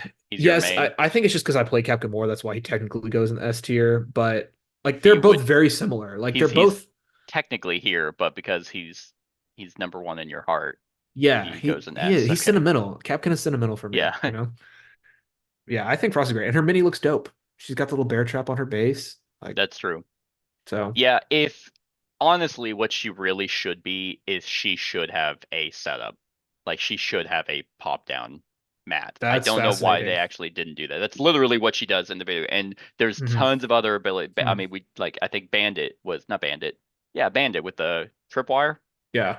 Um, there's no reason why Frost should have a oh, my mat was there now Yeah. instead of placing it somewhere. That is actually, I would love to talk with JB about what their thought process was for which operators, which trappers have the deploy a thing you put down and which Mhm. are just reactions. That's very fascinating. I wonder what the thought process was. Yeah, because whenever I was reading that, I'm like, okay, like I guess it's because like the mats are harder to see that most Hmm. because I was actually whenever I was watching a video talking about like the one mistake every person makes on like for each operator, um they talked about Frost and some other characters where you want the attackers to be looking down because when they're Yeah. looking down, they're not looking at head level. So you can Yeah, shoot. Yeah. so the welcome mats kind of feel something like that, where it's like, oh, you weren't looking down, so that's why Hmm. you stepped into it.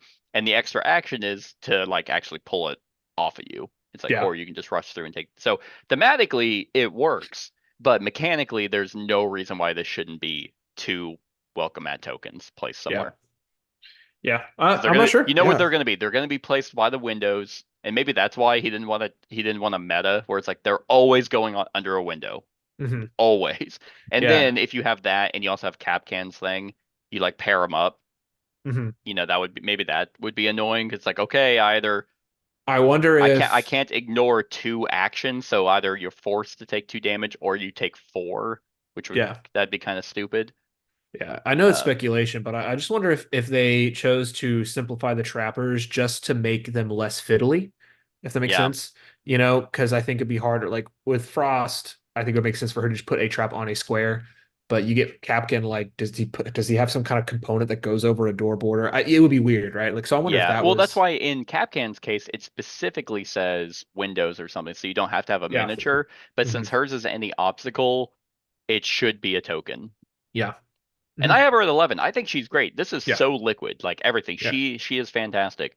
I'm just like, well, she shouldn't be this good, I think. Hmm. Yeah. Maybe I like her. I But mean, I she think is. you like her. Yeah, She's good. she She's is a good. great trapper. I like her. So, okay. Moving on, we've got Valkyrie. Valkyrie is one of my lowest. She is Okay. at 27. Okay, so very low for you. Yes, and there's a couple reasons why.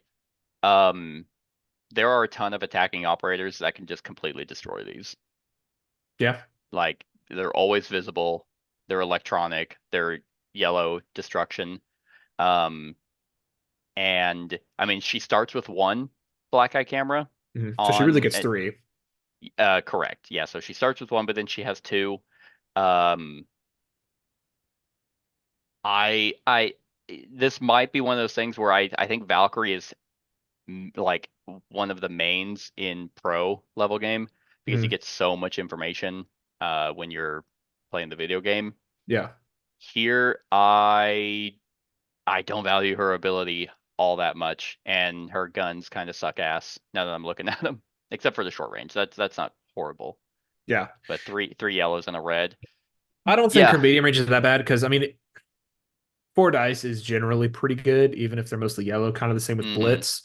Um, So I she mean, yeah, you would, could just whiff all three yellow. It's yeah, true, she but she would hit D for me. Not even yeah. in a rare. I mean, yeah, I rarely play her. But Would I you put her don't. below the Lord Chanka?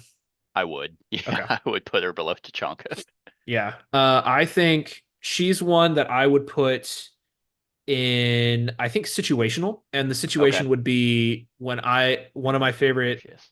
I've got a couple favorite like archetypes of defense squads. One of them is the all trapper squad, and the other is the all locate squad, the all ping Okay. squad.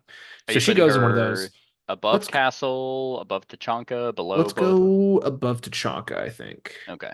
So the thing that's good about her is flexibility. So oftentimes attackers, what they'll do to get into a room is they'll have to destroy the cameras so they can sneak in without getting shot through walls. hmm And Valkyrie can have that ability to be like, oh, you think you destroyed that camera? Let me throw a camera back in the room. So now you have to spend another That's action true. before you get in, right? Yeah. I mean, because her cameras aren't any stronger than regular cameras. So it's literally just, hey, I get three extra cameras, Yeah. and I can put them up whenever I want. So I had put my setup cameras over on this side of the map, but the attacker's going over here. Okay, no worries. I have the ability to throw some cameras on that side of the map now. That is why she's actually not at the very bottom. Yeah. Um, is that she does have a throwable camera. And again, I like her. I actually play her in the video game when I was playing the video game, because I like that, like, okay, there's no camera in this section. Okay, let me toss one up, and now let me relay whoever's in here. Oh, hey, there's Ash in this room now. Or you can ping them, so you don't have to actually talk to people. Other than that, I mean, go watch our attacker video. There's so many just all visible, gone. All electronic, gone.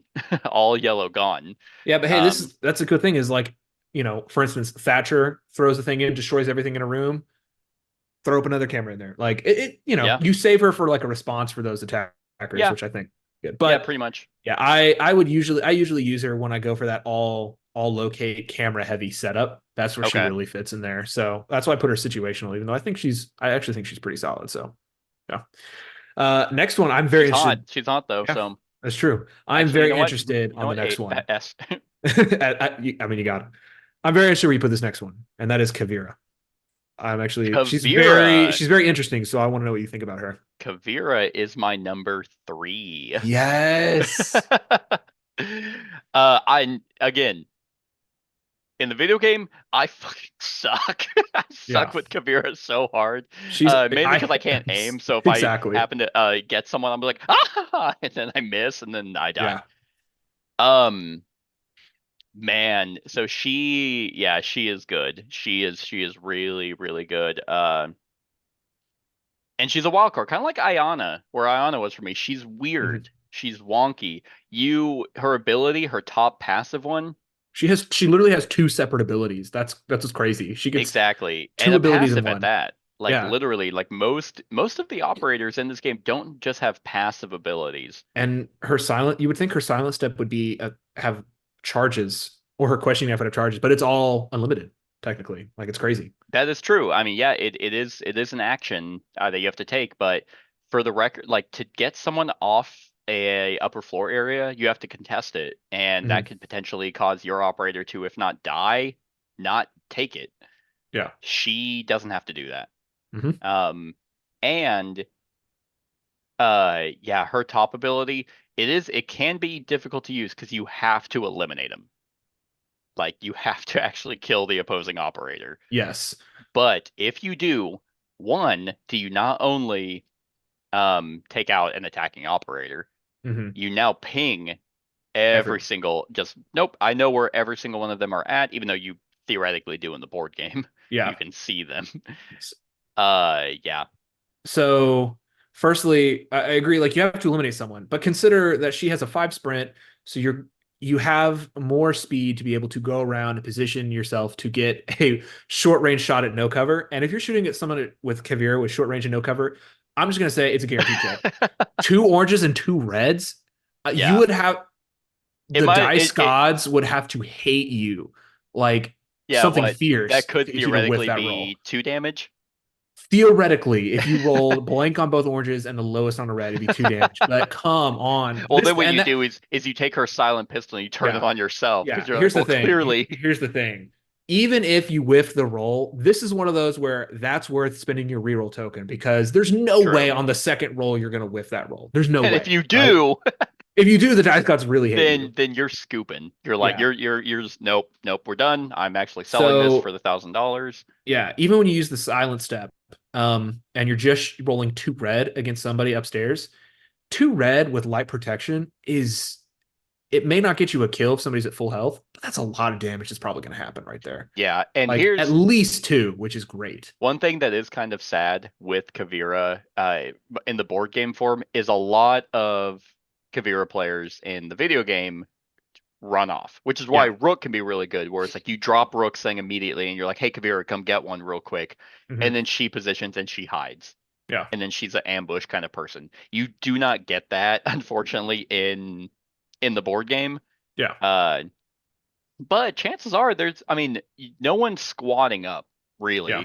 And so there's going to be someone isolated that you send Caveira after. Again, short range, no cover. That's like, okay, boom, they're dead. So I will say, in the video game, there's clutches and aces where one operator wipes the whole team, right? That is super rare in the board game, just because of the way the board game works. Yeah. You're not really going to be getting any aces with one operator.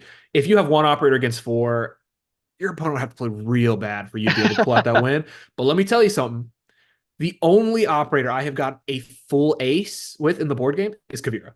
She has gotten a full Really? team. Yeah, I Like, played a game with Cav where she killed every single one of the attacking operators, and I got the full ace just with her. wow.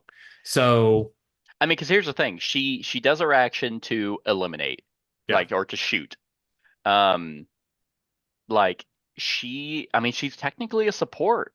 yeah, Like, she is okay, I technically. killed one person and now I'm booking it out of Yep. there. And now everyone else is pinged, and it's like, oh, okay, now my other Mhm. operators now know where you're at on the other side. Now I'm gonna Yep. open fire. Yeah, she's She's very aggressive and she's also supportive. She goes great with characters like Pulse, who have that extra shoot action. yeah, However, on my list, I think I'll put her at top of A as opposed to S because I don't always play her, because she is very aggressive. So I have to be in a very aggressive mood, to use her. yeah. You putting her above Frost Yeah, let's put her and above Frost. I do think okay, I think she's really strong, and I really enjoy playing with her. So yeah. No, she's hitting S for me. yeah, Just that's because fair. I think she's wacky and super fun. And Below Doc and Mute, or yes. okay, Yeah, because so she's again, 3. like if you eliminate if you don't eliminate, she does only have 4 health. Yeah, So she's one of the staples of my locate team comp. The ones that locate enemies a lot. So yeah, that makes sense. she's a great centerpiece for that list. Okay, So we have hit my number 1 and my number 3. yeah, I'm interested to see. How I'm many interested would to see. okay, I'm so we've hit I'm my starting to number get an 1. idea for the kind of player you are. I will say after doing And after you're like, doing and this. now how do I counter it? Yeah. So my number 1, my number 3, my number 5, 6, 7, 9, and 10 we've talked about. So we haven't hit my number 8, my number 2, and my number 4. Nice. Let's see, we Okay. have not hit. So we might hit one of those here. The next one up is Echo. Echo, again, another character that was mainly used, that was used a lot in the video game, which blew Hmm. my mind. Echo is actually, I think he was a lot lower when I was doing everyone's. Um, Echo has hit 14. Okay. A pretty solid Yeah, character for you. just yeah, pretty solid character. I would probably definitely put him in B. Uh, he does have his own drone, which is nice, and 6 health, which I Hmm. actually didn't realize. Um, and it doesn't hurt his own people Yep. like some of the other ones where it's just all opposing locators are scanned first of all, and they're stunned. Hmm. So they're getting decoy or they're getting pinged and they're getting stunned. Yeah, he's another one, and they all locate team comp for me. And I think the stun is a big one. So like the stun is one of those where you want to kind of like get in and rat out some attackers, but they're overwatching.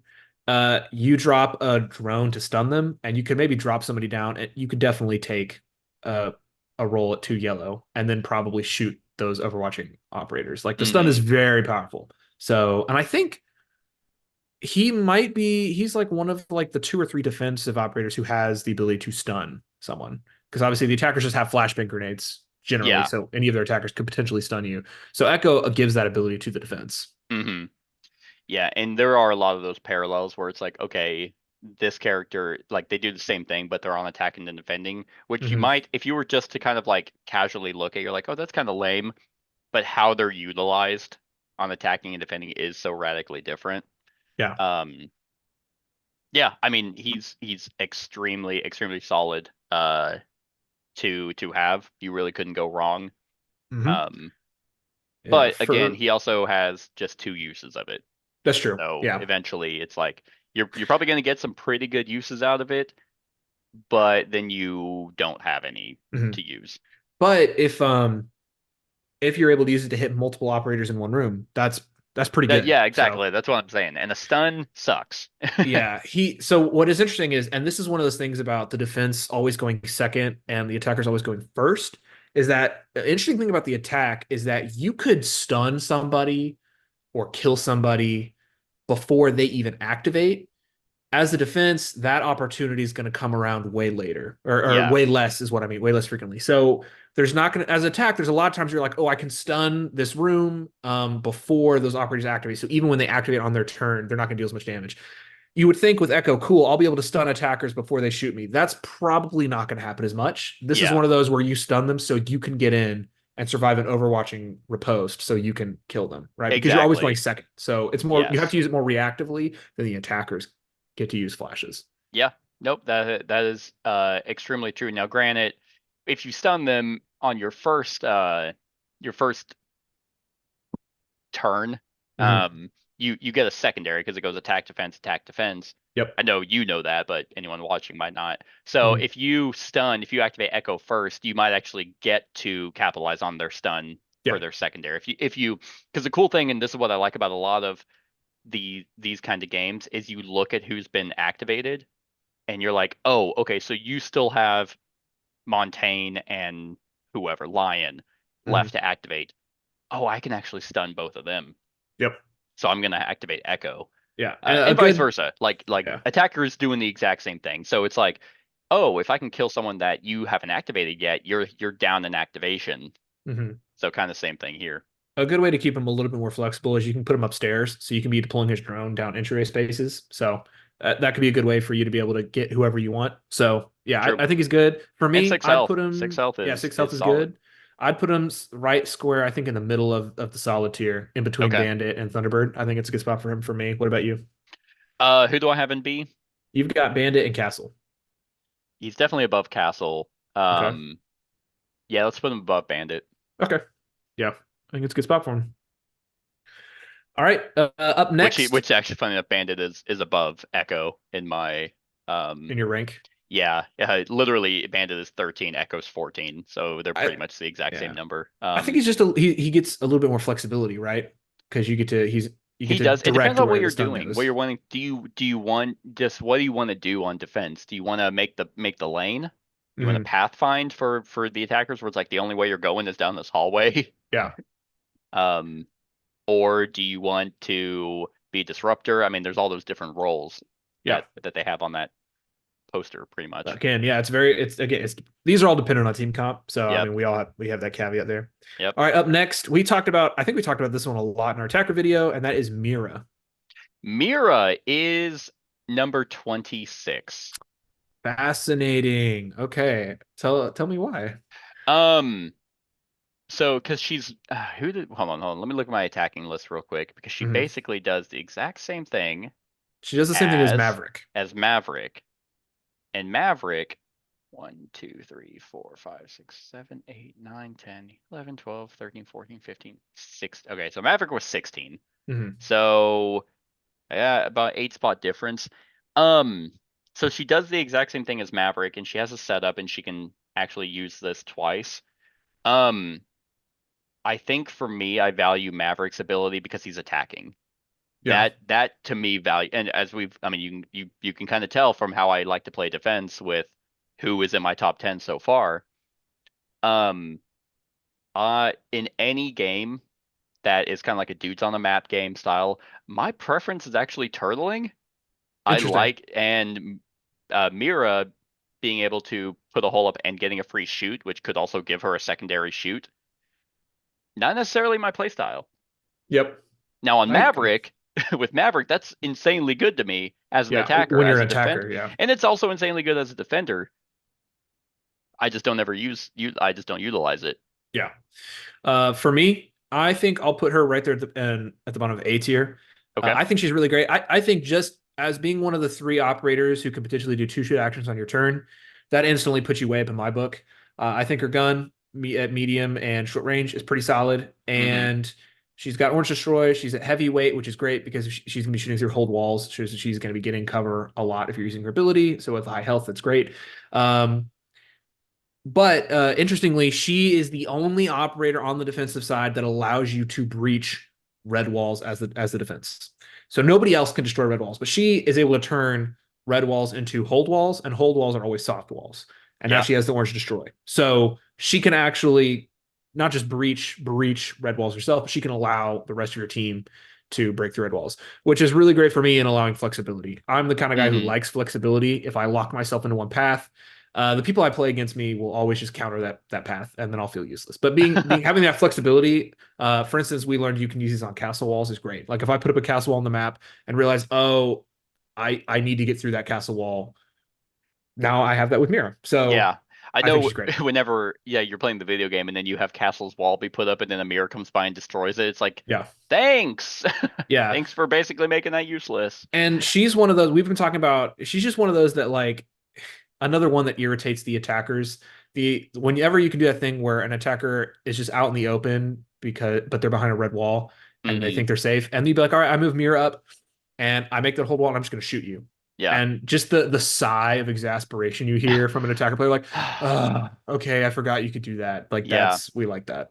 So Yeah, question. If the attacker is overwatching and Mira makes the hold wall or makes the fortified wall a hold wall, can they react and shoot, yes, but it's after you do the shoot action because you got to wait till the whole action is then perform a finished. shoot action? Okay, Yeah. so they get to shoot, and if they're alive, they do get to counter, but they'd be behind light Yeah, cover. so Okay. repost happens when somebody moves into a And ends square their action, or right? ends an action. So after she Yeah. makes the hold wall and then she does the shoot through the hold wall, Okay, then if the person's still alive, they would get to do the repost. they'd get the riposte, but Mira would be with light cover, Yes. right? Yep. Okay.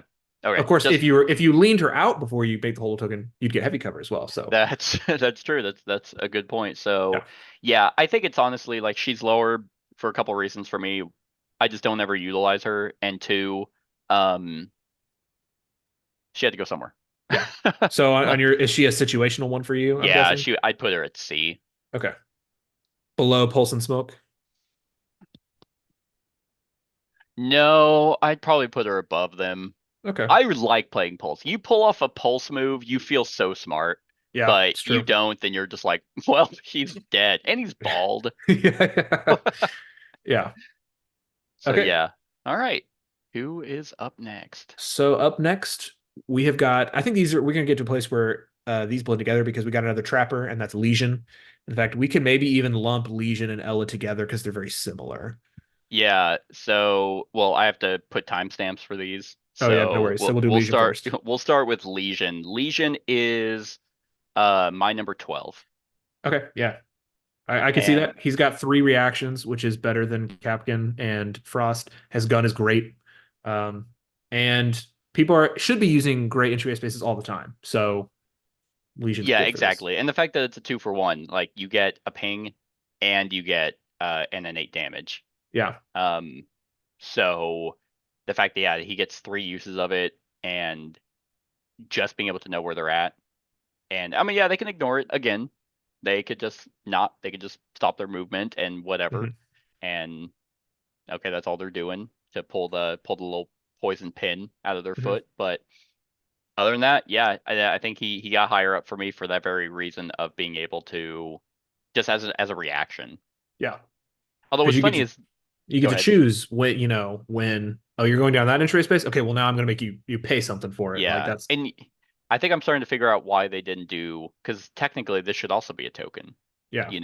I think Or a they- throwable, because that's how or it would be in the video game. Right. I think maybe they just did a lot of reactions like this because otherwise the defensive board would just be covered up with a bunch of tokens. Yeah. So they were Well, like, let's just make it a reaction and say that's where they placed them. yeah. And also I think at least especially with Lesion, it would be weird if he had it like a throwable trap because again the defense goes second. So there's not gonna be a lot of times where, you get to throw this right before an attacker is activated. Is going to move in, yeah. Yeah, it's just rare. It would be rare. So I'm fine with him. I think for me, I'd put him right there in solid, right above Echo, I think. Right above. Okay. Okay. Let's see. Where is he? He's right here. Yeah, a lot of defenders that I valued were the ones that got like a guaranteed damage. Yeah. Um, Which is always good. And do you know, because I think just since we've done the attacker and the defender video almost back to back, are the defender's weapons weaker? I'm seeing a lot more yellow from Yeah, what I can think recall. generally they're a little weaker. There's obviously Okay. exceptions. I also think generally they're usually weighted towards short to medium range. Okay. There's not many defenders that prioritize long range, which makes sense because Yeah. they're going to be hitting people inside the map, so things typically should be getting up closer. Yeah, that was which one of is the weird. reasons You would think just snipers would be on the Yeah. defense, right? Instead of exactly on the yeah. attack. With just the core box, that was one of the reasons I started picking Tachanka, was just because he had a pretty good long range gun, and I wanted to Mhm. even out some of the spread. So I mean, it's a little bit different now with the full the full box. But yeah, so Sure. generally, I think I wouldn't say weaker, but I think they are more generally short range focused. Okay. I was just curious because I'm like, man, I'm seeing a lot of yellow dice on Mhm. the defenders, which I think is a good thing. Like if the Yeah, defenders' weapons were just as good as the attackers, it's like, okay, why would I ever want to be the attacker? yeah. uh, so yeah, this is a super solid pick. Did I place him? No. So on your side, I'm guessing it's going solid for you as well. Yeah. Who do I have in B right now? Yeah. So you've got Echo, Bandit, and Castle. Yeah, put him at the top of Okay, B. I think it's a good spot. Next up is Ella. She's very similar, actually. Yeah, Ella's actually just a little bit lower. She's at 16. Okay. Where is she? Right I'm here. guessing you put her right below Lesion, maybe. No, funny enough, Okay. I actually because all she does is stun. Hmm. Um, like now, granted, she has a little bit more like crossing a room parameter or entering an entryway space. So Hmm. I think her secondary of just stunning them is not as good as the guaranteed ping and damage. Hmm. Um, but she's a little bit more liquid on where they're at. That's true. And she gets 3 health, but also Lesion, if I'm not mistaken. Yeah, Lesion has 1 more health. Now, granted, she can run. Hmm. So yeah, I agree that as we should talk about both of them because they kind of do the same thing. I just like Legion's ability a little bit better. Yeah, because damage is nice. Yeah. I think the stun could really make or break a game for you at the right moments. So Hmm.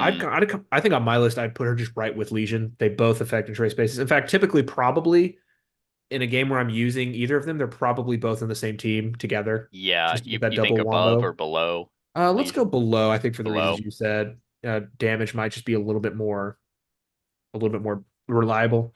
Yeah, because I mean, with damage, that's always going to be good. A ping Yeah. is always, and damage is always going to be good. A stun is very situational where it's going to be good. Hmm. Um, Otherwise it just goes away. Yeah. I think her gun's great though. Yeah, I mean 2 yellows. Like, man, I'm just gonna keep them both pulled up. Yeah, I think It's Legion interesting. edges it out actually a little bit better because Yeah, she's affected by cover and he is not in any he's not. way. Yep. Um, so while it's two guaranteed 2 reds, I'd actually take my odds with this Hmm. over that. But Yeah. they are really close, and I think they would combo really well. Where one person runs through a gray entryway space through a parameter, and they're just like just a pin, Well, that's another just fun thing seize about up. sometimes with trappers is when you trigger multiple traps on one move and you really screw with them. And they And have to just having decide, a okay, which bad effect do I want to take? And it's yeah. Now, if you're affected by multiple, like let's say it's this, hmm. when let's say you choose to spend your extra action, does does it only affect one, or Yeah, so does it ignore both yeah, so I think if you hit multiple traps, they would have to choose like, do I take both of them or do I spend an action? to You'd ignore have to one of pick them? one to ignore one Okay, of them, I think. Yeah. If it's yeah, I think that's how it work. okay, If JB sees this video, I'm sure he'll comment, but I think that you have to choose like what you would spend an action on if you wanted to do that. okay, awesome. If you've just moved, the thing is you might spend both of your actions, which would be very powerful as well. If Like if you you're moving, oh so if yeah, you've moved and you haven't done either of your other actions yet, even just where they've that just is yeah, moved and now they're that's forced to true. be kind of out of position downstairs, that's also still just as powerful. That's the thing. All So they did was just they just had a Gatorade and an ice pack and yeah. sat down. So for your Like, list, where would you put her? Would you put her more in situational or um, it's so weird. I think I'd still put her in B, okay? just probably at the bottom of Okay. B. Yeah, that's fair. All right. I'm very interested in this next one. Okay, On what cool. you think. That would be Vigil. Vigil is I want to say he's actually kind of in the same. Not no, I think he's actually a little bit lower than where Knock was. Okay. Vigil is 19 Okay. for me, and for the exact same reason as where Knock was, where Hmm. it's like I can recognize that this is very good. Um, I actually think it's better than Nox Hmm. because he also can prevent damage. Now, for the most Yeah. part, someone's probably just removing a yellow die. But in some cases, they don't roll yellow dice, and removing an orange is is definitely a lot better. But I don't think I utilize Vigil as well as I possibly could. Same with Knock. Yeah. For me, S tier. S. Well, Personally. I think that's where you put Knock too. Yeah. Now the not being pinged, I don't think is going to affect a defender player as much. That is true. Oh But my God, I can't I find think him. I think the biggest thing is that you can't find him, which is very Yeah, thematic. is he above Kapkan? Let's I actually let's put him above those. Yeah, I think he's Wow, very high okay. for me. Yeah, All right. which is a recent development actually. He's a very aggressive character. The thing about receiving, so he doesn't have to worry about cameras like the attacker does. But remember, whenever you get shot at, you're automatically located. So sometimes just being shot at, even if you don't die, can tee up the other characters to shoot at you. So he's one of those things where even with a drone or with being shot at, he doesn't be revealed. So, which is great. So if he's one of those things where you can keep his decoy tokens around for a long time before revealing him, because if they scan one of his tokens, he doesn't get located, so he doesn't get flipped up that way. That's which is great. true. Yeah. So you can kind of keep him secret for a long while. He's a sprinter, so you can kind of get him wherever you need to. And because he's a sprinter, you can probably arrange that short range gun. And if you have him behind cover and the person shooting you, this is kind of more luck. But if the person shooting you, their range isn't great, taking away a die is brutal for them. Yeah. Brutal. So one of the first games I played him in, I was playing against Border, and the guy I was playing against, Jack, only brought one hard breacher and no breaching charges. So it was just Hibana.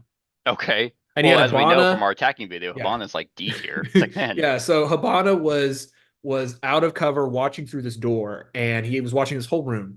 And I like mapped it out, and I realized, okay, like if I just drop, is this thing room on Border where there was a entry space right in front of the door.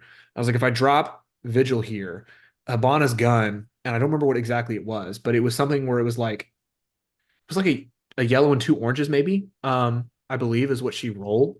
Here we go. Right yes, here. so it's two yellows and an orange. Yeah, so he would be rolling two yellows and an orange, but he has to remove one. So he's going to remove one of the yellows. So a yellow and an orange, he could kill Vigil as a lightweight, but it's very finicky with a yellow and an orange. Yeah. So I took a gamble. Roll. Yeah, he'd have to max roll. I took a gamble. I just dropped in front of Hibana. He rolled his yellow and orange, did not get 4. And I rolled 2 yellows and orange and a red. And even with heavy cover, 4 dice, easily went through, killed Hibana. And for the rest of the game, he could not. It was just because of that die ability right there. He could not breach, and it made the game so hard for him. And ever since then, he's just a very aggressive attacker. He's a great wild card when you're trying to fill out a team. Like, true, he can kind of fit anywhere. So he's just one of those that's so annoying to play against. Yeah, I did not take into consideration his the decoy tokens not getting pinged to be revealed. Yeah. Yeah. If you like playing those mind games, that allows you to play mind games a little bit more. Yeah, that is huge. So the only way to ever reveal those Glaz does it. Yeah. Glaz is just like, I just want to see what that is. So or to get eyeballs on a token from a character. Yeah. Well, you're dealing with Glaz, or you literally just look at one of the tokens. Yeah. You actually have to go out of your way to look at the token, which could be a risk. It can, yeah. So, which again is just a fantastic thing of being like, okay, I'm bringing Vigil. Okay, cool. I'm gonna bring Glaz, like as a counter. So, yeah, and he's not affected by cover. Both medium and short range have 4 dice unobstructed, which is great. Correct. So. Yeah. Nope. That's true. I'm curious actually, real quick, because there are some of these that are pretty close. Where are you? Okay. Comparing him against Knock. Yeah, I was mainly just wanting to see, because they have the same top ability, but he has some nice defensive removing a die. I mean, so against this specifically is you remove an orange by default unless it's long range. But I also wanted to compare their weapons just to see, okay, let's say we're taking these guys 1-to-1. Yeah, I mean, Nox guns are better. Yeah. But like you said, these, even though they're the exact same ability, have different meanings. Yeah. For different players. Knock never getting a ping, as we talked about in our attacking video, is a lot better than Vigil never getting one. Yeah. But the secondary innate defense, I mean, that's basically like him having, I mean, you also pair him with a Rook, then now he's removing and a Doc. Yep, it's like, I know. Vigil is a very aggressive wild card character that can be very annoying for the attackers. Yeah. So What about So you? I put him in S, but you at put top him of in S. S, and you made very good points, and that's kind of like where I was running into is I'm not like utilizing him as well. Mhm. Bump him up to A for me. Okay. So on A, you've got Kapkan, Frost, Thunderbird, Rook, and Jaeger. Put him above Rook. Okay. I think it's a good spot for him. Yeah. All right. Next we've got Maestro. Maestro, there you are. Maestro is my number 18. Okay. So kind of like right in the middle. Which apparently this is a character that is actually kind of bad in the video game from what people were saying. Yeah, I think so. But here's the thing.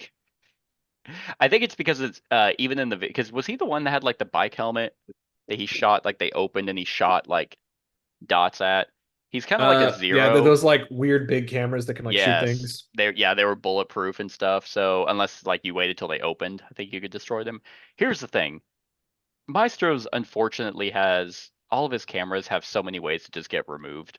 Yeah. Always visible, electronic, kind of like some of someone else that we talked about that I forgot. Um, the like it's kind of like zero, hmm I think. Uh, but at least you get a ping out of it and potentially 2 damage or potentially none. hmm So I'm curious, where would you put him?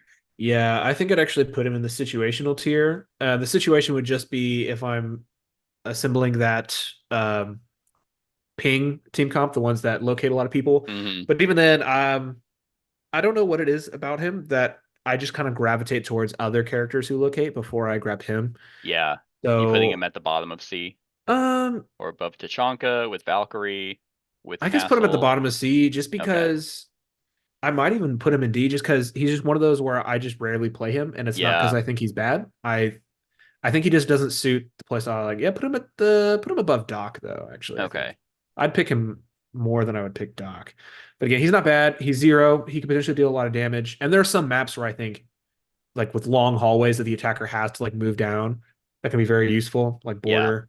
So that one, he's just very dependent on what type of game I'm playing. Yeah, I mean, and he doesn't have like charges of it, so it's just whenever they're doing anything in the room. Yeah. This is kind of why I had him kind of right in the middle, almost right in the middle, is because it's like, oh, you're doing anything in this room, well then you're constantly getting pinged and you're gonna sustain a yellow die, Yeah. which I mean, yellow dies have more blanks than the other ones, but it's not like is it 50-50? Yeah, it's Or 50-50. it is there are 3 blanks? Yeah, Okay. but I it's one of I those things where it's one of those. What I love about the yellow dice is one of those things where a player with a risk of this will go, "Oh, well, it's a yellow die, not that big of a deal." But then, like the one time you roll a two, it's like, "Oh, well, snap, that's like really yeah. annoyed Yeah, my whole it game." could be like half your health Yeah. potentially if you get shot. So I mean, but if they're like running through it, unless they have a way to destroy always visible or electronic or things, they have to hmm run up to it. Yeah. So at least when they enter, they're getting shot, and when they end their movement Exactly. next to it, they're getting shot. So Well, that could potentially be 4 damage. yeah, like I said, I think he's good. I just for whatever reason, I just enjoy the others of his ilk just a little bit more. Yeah, But I don't think he's bad at all. Like, I mean, like I think that's a good gadget. I like that he's heavyweight. His gun's not the best, to be honest, but that's okay. correct. You know, I mean, that's pretty good mid range, it's pretty good mid like range. 4 to 6, Yeah. and you can position him a little bit better because he has 6 health. He has kind of Mhm. that luxury of not being one shot. Where Although would every you put character, him on the list? Oh, sorry. Didn't mean to interrupt. um, no, you're good. I'd probably put him at C. hmm You've Who do I got have in Mira, C? Pulse, and Smoke there. Put him at the bottom of C. Okay. Yeah.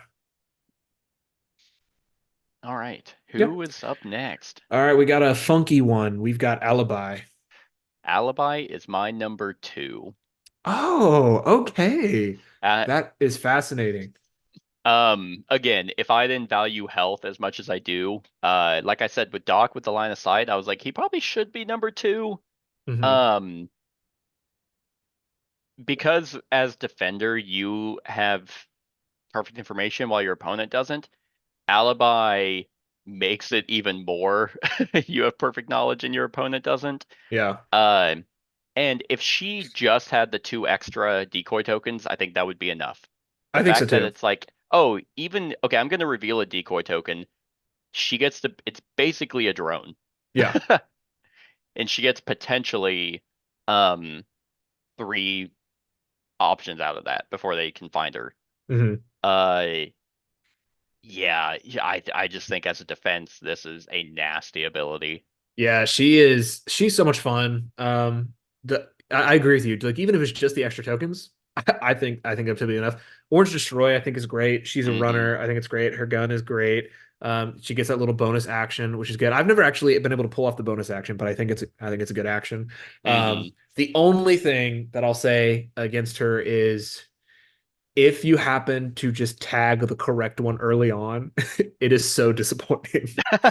So I've done this a couple times where my friend Jack likes to play Alibi a lot, and there's been a couple times where I've just scanned the right one on the first turn Hmm. of the game, and okay, he's like, "Oh, I guess I take 4 of these tokens off," and it's like that does suck. But That is true. there have been games where I've played against her, and it actually has been a legit mind game through all 5 rounds. Like, okay, wait, is this the real Alibi, or is it? And that's really fun. So Exactly. So kind of like where Iana was at number 2 because she's so wacky. yeah. Alibi is at number 2 for that exact same reason for me. Um, and even though I actually prefer attacking just from the actual getting to go first, which I value in almost every single board game, Hmm. also having to, as the attacker, think, okay, which one is that? Yeah. Is it's such a pain. Such When a pain in 4 the ass. tokens are all in spots that seem like really good viable spots, it really is like it literally could be any of them. Yeah, So exactly. So which is then so much fun. you're playing mind because then they don't want to rush into a room. What if that's the real one? And Yeah. then because you get to move all of them as you see fit Hmm. and just be that annoyance. And then they eventually, as the attacker, they eventually have to risk it. Yeah. There's something even when you're playing against it, there's something fun about working around Alibi. Like it's annoying, but also it's just like it's a fun kind of annoying. Hmm. So It's like, yeah. okay, eventually you'll get revealed. Yeah, So exactly. like, For me, I still put her with Valkyrie there in the situational. that's Um, fair. like I think she's fun, but she's tricky. So Yeah. Above or below Valkyrie? let's say above, I guess. I like her Above. gun just a little bit more, and she has Orange Destroy. Yeah. So, yeah, again, I think she's great. She's so much fun. Yeah. But She's definitely not hitting C tier for me. She is S or A. mhm. Um, You said she was your number 2, so I put her she is below my number Doc. 2. Yeah, I am gonna put her up in S. Okay. Uh, just because I just like the psychological aspect of having Hmm. her on your team. Um, Yeah, who do I have in I S right like now? I really enjoy mind games with decoy tokens, and so I Hmm. do really like Alibi for that reason. Like I really enjoy like the psychological battle that you can have with the decoy tokens is Yeah, very and fun to me. that's we're again not even really talking about her action where she gets to reveal one Yeah. and move it forward to then do a ping in that whole Hmm. room, which is just it's like okay, I ran in there and now I know where everyone in here is at. Yeah. By the way, for since you asked your S tier so far is Doc, Alibi, Mute, and Caveira. Okay. Okay. So Yeah, put her behind Doc. okay. Okay. Next one, I think another very interesting character for the defense, and that is Clash. Clash. Okay, you're on a roll. Crash. Clash is my number 4. Okay. All right. Oops. Hey, look, there's Doc again. Oh, I didn't realize I could hit the next. Yeah. Um, Clash, my number 4. She's interesting. I You want me to mean, talk? You want me to talk about why? yeah, Why sure, go she's so ahead. high for me? Okay. Um, same reason why Montaigne was so high. Hmm. She's never dying. I mean, she's a defender. As I mentioned, I love the turtle. Hmm. So not only, I Oh, mean, she is we're the turtle defender character. 100%. I mean, granted, most people are just going to ban her anyway. Her gun is, who cares what her gun Hmm. is because she's not there to shoot. She is there to absorb 4 hits, getting sources from multiple protection where she already has light protection. Uh, and instead of being like Montaigne, where he's kind of like your tank attacker, where he actually does, they have roles reversed, where Montaigne defends the attackers. She kind of she doesn't do that. She actually deals damage because she has like a shock riot Yeah. shield, full body riot shield, where it's like, okay, now I'm stunning you. and I'm going to hit you with a yellow die of damage, which, again, as we've talked about, could be 2 damage, could be none, whatever. But the stun is guaranteed to happen. She's kind of like whereas Montaigne, you don't really want to rush out there because he might die. You want to buddy him up with an attacker. Clash, you kind of can push her out there a little bit more. Yeah. I'm gonna put her in I would say put her right above Rook in the B tier for me, the solid tier. Okay. She's one I haven't gotten to play with a ton, but I like her. So she's a tank, like you said.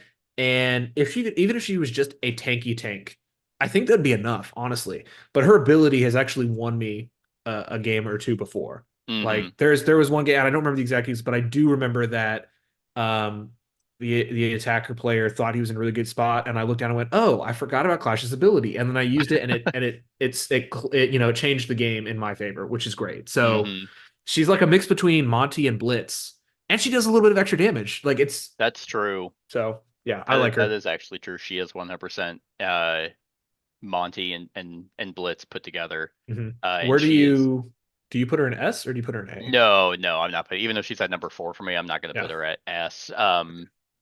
Because again, it's like she is your tank, but if you need to deal damage back, you're not getting that unless you're at close range. Yeah. Which she can do. She can make that distance. That's true. Not with a run or anything, but she has the health to be able to and the shield. And the shield. So she's a support. She's a good support. Yeah. Who do I have an A right now? So you've got Kapkan, Frost, Thunderbird, Vigil, Rook, and Jager. Put her above Thunderbird. Okay. All right. Next up, we have got Kaid. Kaid or old Cade. Kaid is 17. Okay. I like a nice solid middle pick there. Yeah, pretty much. Like, again, it's kind of like, well, there's 30 of them. Someone eventually has to fall. Yeah, I actually am pretty favorable on Kaid. His gun is not the best. I mean, there's a lot of red there. It's just 2 red on short and long range. Yeah. If somebody has cover, which they normally are, red will deal damage, but it's not going to kill people. His middle range is pretty good. But really, I think his gadget's great. Because basically he allows you to block entryway spaces for the attackers, but not for you, which is just really cool. You can be like, hey, these 2 spaces, I'm going to move freely up and down the stairs, and you're probably not going to follow me until you destroy it with a gadget, which when you destroy it will do automatic damage to you, and you'll take a stun. So correct. Yep. It's just great. It's a great map controller. It's one of those brain dead ones. You're like, cool, I know the attackers like these 2 entryway spots. I'll throw those down. They're not going to use them for a while, but I can use them freely. Yeah, I think I dropped him a little bit because this was one of those instances where I looked at how many attackers have drones. Yeah. And there's not a lot. I mean, there are some, but there's not a ton. Well, every attacker has access to they have drones. they have the regular drones. I was kind of talking about more of like, because I really just looked at gadgets when I was ranking. It's like, okay, like he's not really countering opposing drones, although he can. I mean, it's still middle of the pack. I think is solid for this. And yeah, he with the 2 Rotilla Electro Claws and entryway spaces, it's actually interesting because most of the time it's like whenever they enter a space or end their action, he doesn't have that. Yeah. As the end of an action, it's just entering a space. But targets a deployable gadget, gets a stun and a damage. Surefire damage there. With and 6 health. The other thing is it's a red gadget, so they can't just throw a frag grenade on it, destroy it. They need a breaching charge or a hard breacher specifically, which is very nice. That is correct. The reason I like him is because the idea I talked before about the reinforced hatchways, how they're double-edged sword, and how none of the defenders can actually destroy those. Like none of them, not even Mira. So when you put up a reinforced hatch, you are saying, unless the attacker destroys this, I will never be able to use this entryway space, which is dangerous territory in my opinion as a defense, because the attacker can take advantage of that. Kaid is basically like, how would you like an entryway, reinforced hatchway with all the perks but none of the cons, basically. Yeah. So that's why I like him, because true. I want to block off entryway spaces, but I want to do it for the other person, not for myself. No, that's a very good point. Where would you put him? I think bottom of A, probably. Maybe above Mira, actually, because I play more than Mira. Okay. What about Okay. you? I'm definitely gonna put him in B. I think he's Okay. solid. Who do I got for B? You got Lesion, Echo, Bandit, Castle, and Ela. Let's put him above Bandit. Okay. I think it's a good spot. All right. This one is a pretty, I want to say very, I, a meta has not really evolved for the board game yet, but if there was a meta, it would be around Goyo.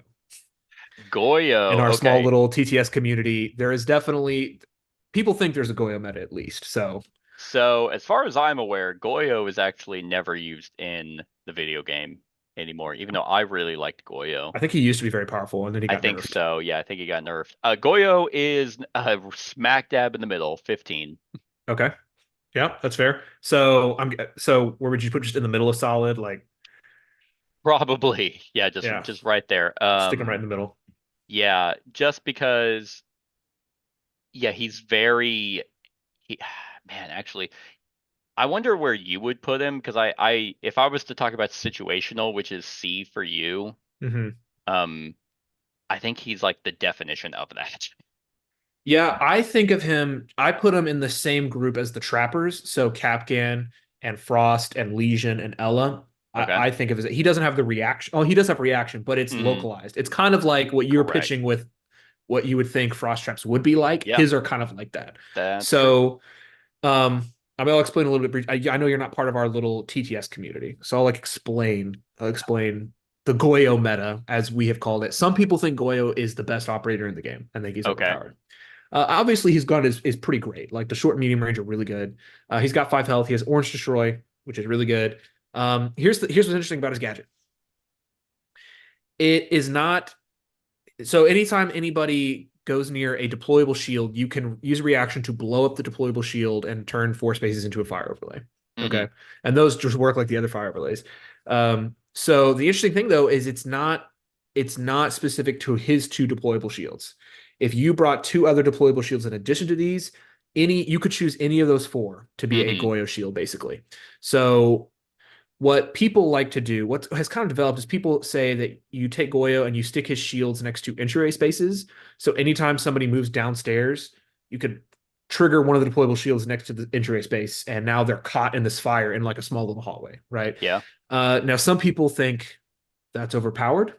I personally don't. I mean, I think it's I strong. would It's a good argue trap. I think that's thematic. I mean, It's in thematic. the video game, he could run around and deploy it and he popped a Yeah. fire canister behind it. Yeah, Um, I think it's a good ability. I think it's a great trap, but I don't think it's any more overpowered than Capcan or Frost or Legion or Ella.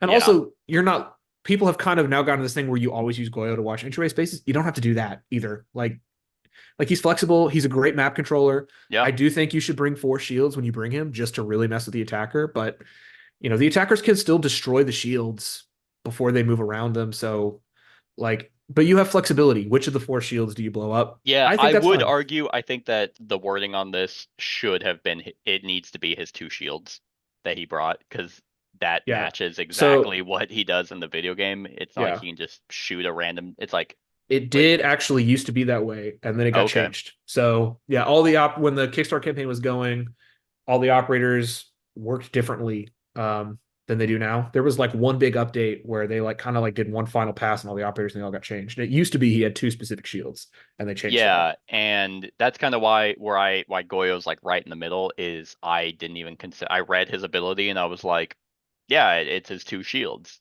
Yeah. Cool. It's Mhm. exactly that. Not the 2 that you also brought. Which is a little bit odd that that is not the Yeah. case. So the thing is, and this is what I feel like people just don't understand, is he still has a limit to 2 reactions. So it's still Yeah, only happening on 2 shields at yeah, most. So it's not like all 4 shields he's going to be able to turn. You only get to do this twice. right. I really don't think this is as overpowered as people say. I think it's a fun ability.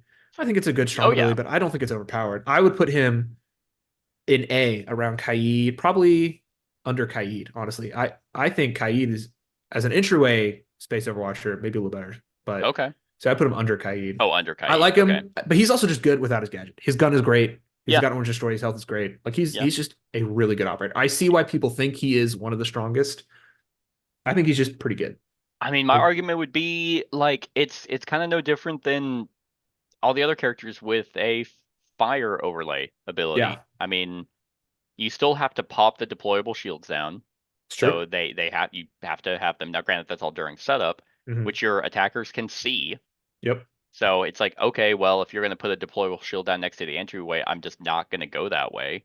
Yeah. Well, some Um, people consider that OP because we could get, dude, we could talk for, listen, I could talk for an hour about why I don't think the Goyo thing is overpowered, but apparently it's a very controversial opinion. well, here's the So, thing: is it's going to be a very, very small community, and yeah. everyone is only, unless they're playing on, yeah, like you said, TTS. Mhm. Um, they're going to have against who they're playing against. Yeah. So it's like, okay, well then that means you're not being flexible as a Yeah. player.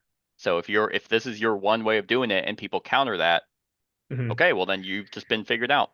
Yeah, my general argument is that people have said that they don't like Goyo because, like you said, I'm not going to go down those injury spaces. So people say, well, yeah, it changes the way the attackers play, so it's overpowered.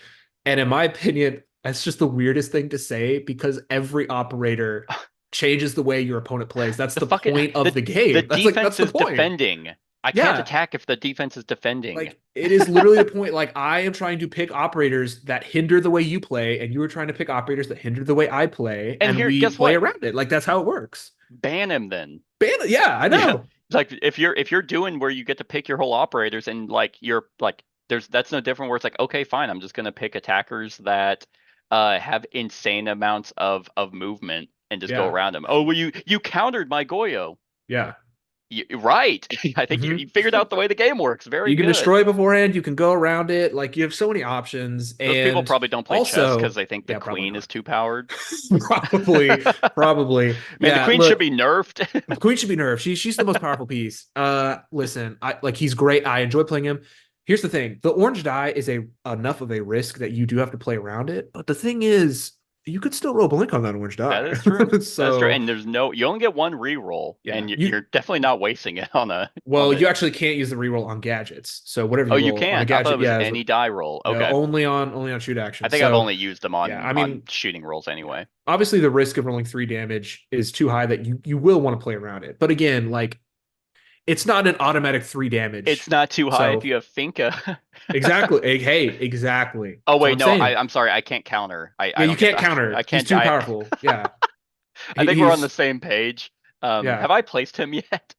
I think you said just middle of B tier, so I'd I put him right think in the so. middle. Yeah, no matter, I don't Yeah, care who's in B tier. yeah. He's gonna be smack dab in the middle.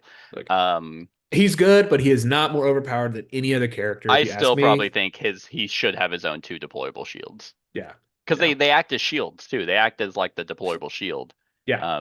I think it is kind of it's thematically breaking when Mhm. he can just kind of blow up any deployable shield. But Yeah, it doesn't bother me as much, but I get it. Like he's yeah, got the limit on 2. So plus his and mini looks here's really the cool. I other will say, thing. is one of my It's a favorites. reaction. So if you kill him, then Exactly. then it doesn't do anything. Exactly.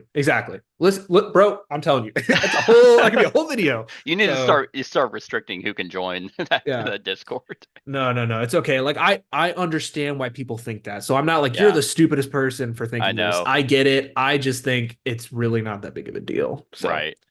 okay, up next is one I think I favor more than a lot of people, and that would be Mozzie. Is he your number Mozzie, 30? he is my number 30. Okay, I thought maybe that was possible from the way. I dude, I think this is the lamest fucking ability, dude. Is he like the only one that you think is just like? Because I know you This said is there was one one that you think is bad. this is this one and yeah, actually my number 29 as well, I think is very, very, very, very situational and you basically Yeah. build around him. And for my number 29, I think I'm wrong here because Mm. apparently pros value this. Mozzie, which I think was also kind of used a lot in pro play because drones are so good for Yes. info in the video game. I do not think they're that good You mean the in board the game? board game. Oh yeah. No, drones are huge in the video game Hmm. for info because you don't have perfect information like you Yeah. do in the board game. Hmm. Man, I really want to know where you like because you said you favor him more. Yeah. I mean, he steals a drone charge Yes. on setup. Which I think is pretty. So I think you may be undervaluing drones a little bit personally. the ability to tag someone and then shoot them through a smoke or shoot them through a wall from safety, I think is very powerful. So I think I value them, especially when I attack personally. I try to use drones a lot. So stealing one of the drones, I think, is also generally pretty powerful. Okay. So like I like him. Like drones are one of those things where you're like, as the attack, it's one of those tools that the attack always has. You're like, haha, I have these drones. I can like tag you from 5 spaces away. Yeah. So also giving that ability to the defense is like, cool, we're on the same playing field. And every time you tag me, I will be able to tag you back. I think it's fun. I think his gun is very consistent. It's a consistent 3 dice. Like it's very solid. I'd put him right in B tier. I'd say probably right with Echo, maybe below Echo because Echo can stun. Okay. Like I think he's a solid character, honestly. I enjoy him. Yeah, and again, even at my number 30, yeah, like I really just I just don't use drones. Yeah. And maybe that's because like I said, I play against like very few people. I don't play on Tabletop Simulator. Yeah. So I'm sure if I was playing against you and I saw how valuable drones could be, it's like, oh, okay, now Mozzie is I see him in a new light. Yeah. As of right now, yeah. like, okay, cool. I mean, I get it. No, I get it. Drones. I'm happy for you. If you don't, I also sorry, go ahead. No, I was just kidding. If you don't like drones, then yeah, I totally get it. Yeah, because it's the attacker still gets it. They still get their drone. It's not like he's just like, ooh, actually, no, you don't get to use a drone, but now I'm taking it. I'd value that a little bit more. But it's like, well, I still got to ping you. Okay, yeah, you get to ping me back, but I'm still the attacker, so. Like, you still get to always see where I'm at. You still get to overwatch. You still get to do all that. You just don't get to shoot me through walls unless you ping me. Yeah. So I think, obviously, with drones in the video game, it's so you can literally know the location of something. Obviously, you know the location of all the minis generally in the board game. But you use drones you use them so you can counteract smoke grenades and soft walls and barricades. Right. And that's what you use them for. So you can shoot. So I'm assuming you're pairing him with smoke all the time. Yeah, pair him with smoke. He's great. Or you just keep him because when the attacker pushes in and they're like hiding behind a smoke, it's like, fine, okay, well, I drone in with a Mozzie drone that I stole earlier. Yeah. So now I'm going to shoot you through the smoke, right? Like, I guess technically he's situational because people could just not care about smoke and always be behind cover, right? If they're playing around this. So, but like I think it kind of like it's one of those things where the attacker always has this tool in their belt, and Mozzie is like, cool, now I also have it. Like it kind of like evens it out a little bit. You know what I mean? Yeah. And everything you said is 100% correct, and I still think that's lame as fuck. That's fine. I think that's fine because that's like a playstyle thing, right? Like I like drones, but you just don't like them as much. So. Yeah. So Mozzie's going in D tier. If there was an F tier, he'd probably actually go in F. But we took out Fs because well, who do I have in D right now? Yeah, you've got the Lord Tachanka, which is heresy, a disgrace, obviously. Valkyrie, and then I put Mozzie at the bottom of it. Yeah, so. I'd put Mozzie under Valkyrie. Yeah. Okay. Up next is Warden. So Warden is my number 29. Okay. All right. And again, this one I actually do think I'm more wrong on. But because he was constantly being used in the top tier like tournament that I was watching. Yeah. Because you just have his glasses on the entire time and he's never stunned. Like so, and then maintains line of sight through smoke and gas overlays. Again, as we've mentioned before, even with Mozzie, like it's like I have him at 30. Someone has to go somewhere. Yeah. I don't value Mozzie's ability. And as I started looking up, I was kind of like, man, Mozzie's the only one I actively don't like. Warden's, like based off your C, situational, he could not be more of a definition of situational. Because if smoke and gas overlays don't stay the entire time. That's true. So. Yeah, he's interesting. Firstly, I think Orange Destroy is pretty good for him. His gun is pretty good at short and medium range, like most defenders. Short and medium range is best. I think because his thing is passive, if it was like a thing like Glaz's little ability where you had to toggle it to look through smoke overlays. Yeah. I don't think I would like him as much because he has 2 passive abilities. I think I would put him in either solid or more maybe bottom of solid to situational because I think he's pretty good.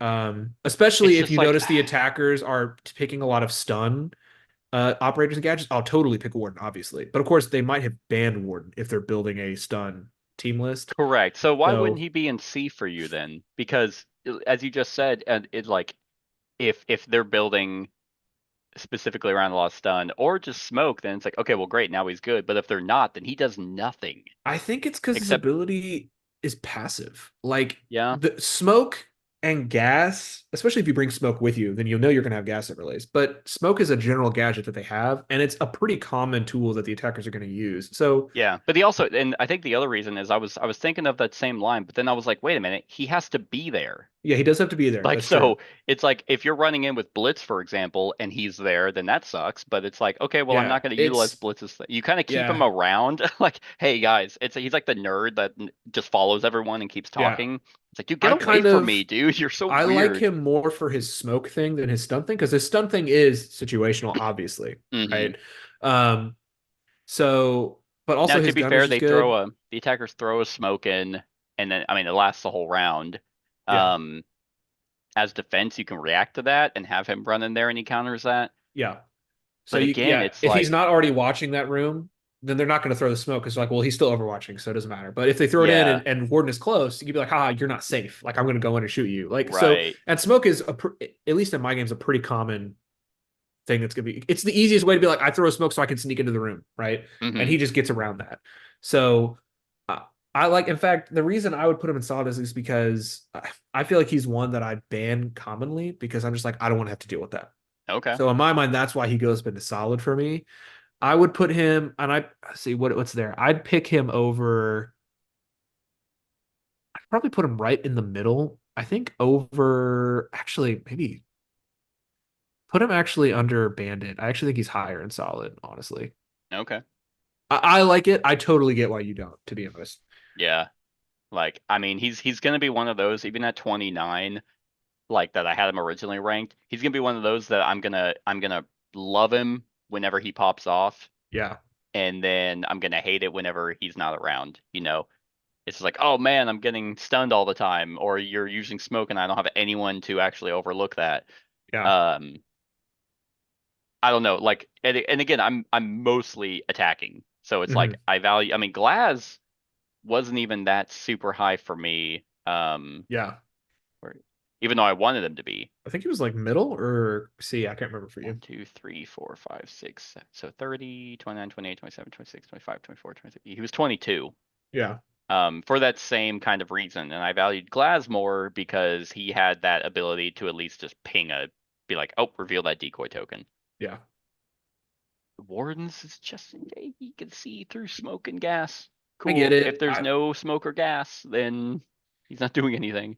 I guess, but I mean, he's just a passive, so the attacker always has to play around it. And that's what you want, right? Like, oh, I want to smoke that room, but Warden's in there, so I have to go around somewhere else. Like, I Yeah. think it's one of those that forces them to change up their playstyle I guess you don't just by his necessarily have presence. to. You can still So, smoke the room and affect yeah, you everyone true. else. It You just doesn't could. affect Warden. Doesn't affect Warden. Yeah. But like you said, he has a decent short and middle. And he has 5 health.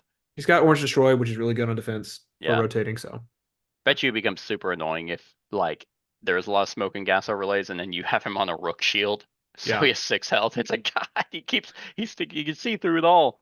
yeah. Yeah. Again, that's why I said I think I'm wrong. I think he's utilized like heavily in the video game as a team Hmm. comp because smoke and gas is constantly being popped Yeah. by players. But you also are limited in the board game a lot with smoke and gas. Like they're not Hmm. around the entire game. That's true. I think it's just one of those things where like I mean I feel like I'm just gonna say the same thing. Like it's just a good counter, right? Yeah. Like the smoke breach is a popular breach, and Hmm. Warden's like I'm not letting you do that anymore. So Yeah. yeah, Hey, we're going off of your list. He's that's right. true. He's right at B. Hmm. I knew Warden was going to be probably the more contentious because I had him all the way at 29. Yeah, Uh, but even then, like the disparity of my 29 to 30 is still huge because yeah. it's like, oh, I see the value of this. I look at Mozzie and I'm like, And plus, okay, never like even picking if that even if guy. you really don't like him, if you saw somebody drafting like Ying and Blitz and what are the other stuns? I can't remember off the top of my head. Like a bunch of Oh, stuns, right? yeah, You'd be like, oh, I should take Warden. that's So I true. guess Yeah. would you say he's more situational, or would you put him like right above Mozzie? I have him at I put him at C tier. Okay. A bottom Or of C tier, I'm guessing. who do I have in C right now? You got Mira, Pulse, Smoke, Maestro. Put him under Smoke. Okay. But yeah, man, I feel like there is someone else who stuns. There definitely is. I just can't Yeah. remember off the top of my head. Plus, every attacker has flashbang grenades too, so don't True. forget that. Yeah. Okay. We're going around in circles with words. We can move on to Wamai. Wamai, so we are now back up into my number 8. Okay, another top 10 for you. Yep, I think that is all of them. Yep, we Okay. finally got through all of my top 10. This was another instance where there are a ton of throwables Yes. that he just negates.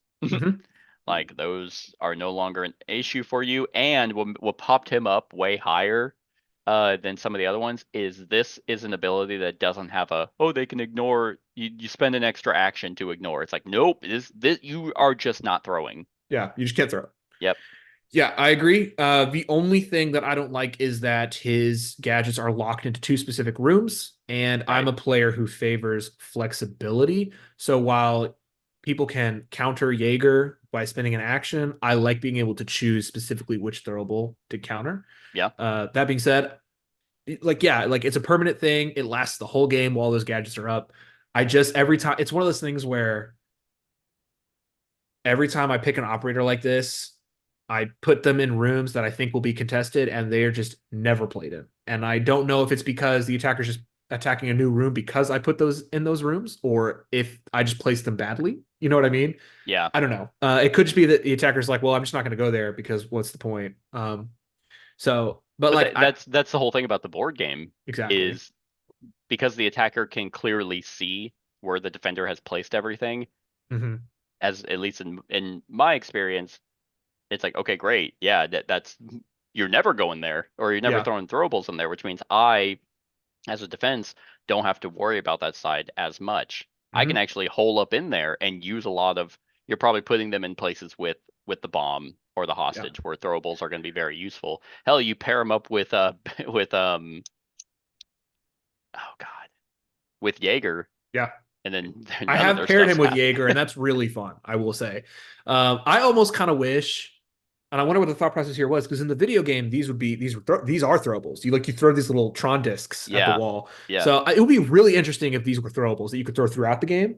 I'm interested what the thought process was there. I might pick him more than Jager if that was the case, but I mean, that's just I bet a lot of the decisions were more of like, well, we don't want them to be the exact same. If he had throwables, it's that's basically Jager, except That's what I love about this is that in the video game, a lot of them do feel very similar. I like in this one, they do feel very distinct and still balanced. So I think for me, I'd actually put him right there with Jager. I'd probably right under him because they fulfill the same role.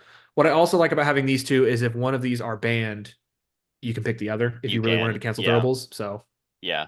I agree. Wamai is definitely A tier. I am also. You said below. Yeah, I put him. Yeah, just right below Jager. Right below. Yeah, I'd put him above. Okay. Because just not having the ability to spend an extra action to bypass it, is. I value that a little bit better because, like I said, I like to turtle. So what better way to turtle in a room where the attacker has to do something than by turtling and being like, okay, nope, no throwables. And I will say, playing against these things are so annoying when you have to go through a room with them. It sucks. Right, right. It's great. And the thing that we are rarely bringing up is if this game has a timer. So by that definition, you are gonna you can't sit and meticulously analysis paralysis every single action. Yes. Which means people are gonna run into a room and they're gonna be like, okay, I'm gonna toss my grenade. Nope, you can't because that throwable's in there. Yeah. Or that my magnet system's in there, and they'll be like, oh shit. That's actually what I love about this game. Playing without the timer, sucks. A lot of these abilities, you'd be like, okay, we'll just go around them and work around them. But with the timer, you really do get these scenarios where you're like, I forgot that was in that room and I had to go here because I'm running out of time.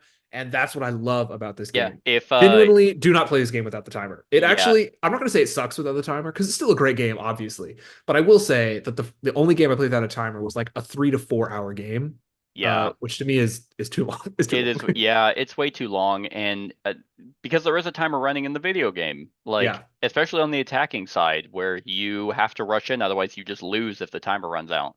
Hmm. Um, yeah, and you really feel it whenever you make a mistake. When you run in and you planned on doing a throwable, and Wamai's thing is like, nope, you can't, and then they're like, shit, okay, whatever, I pass, and then they stop their time, and Yeah. then that operator gets killed.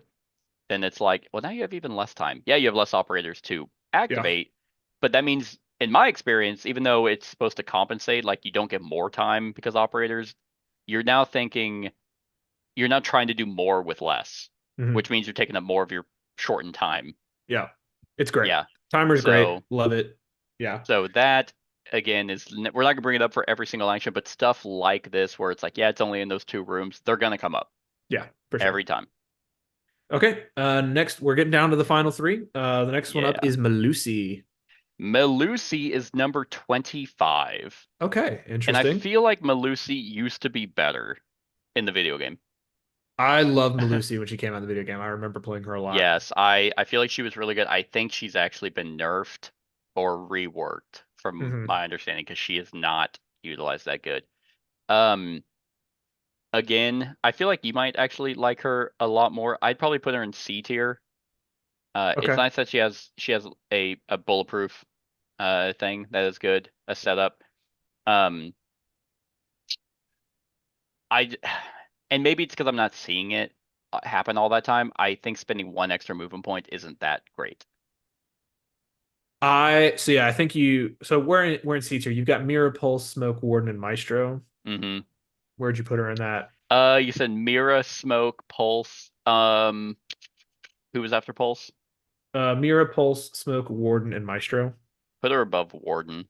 Okay.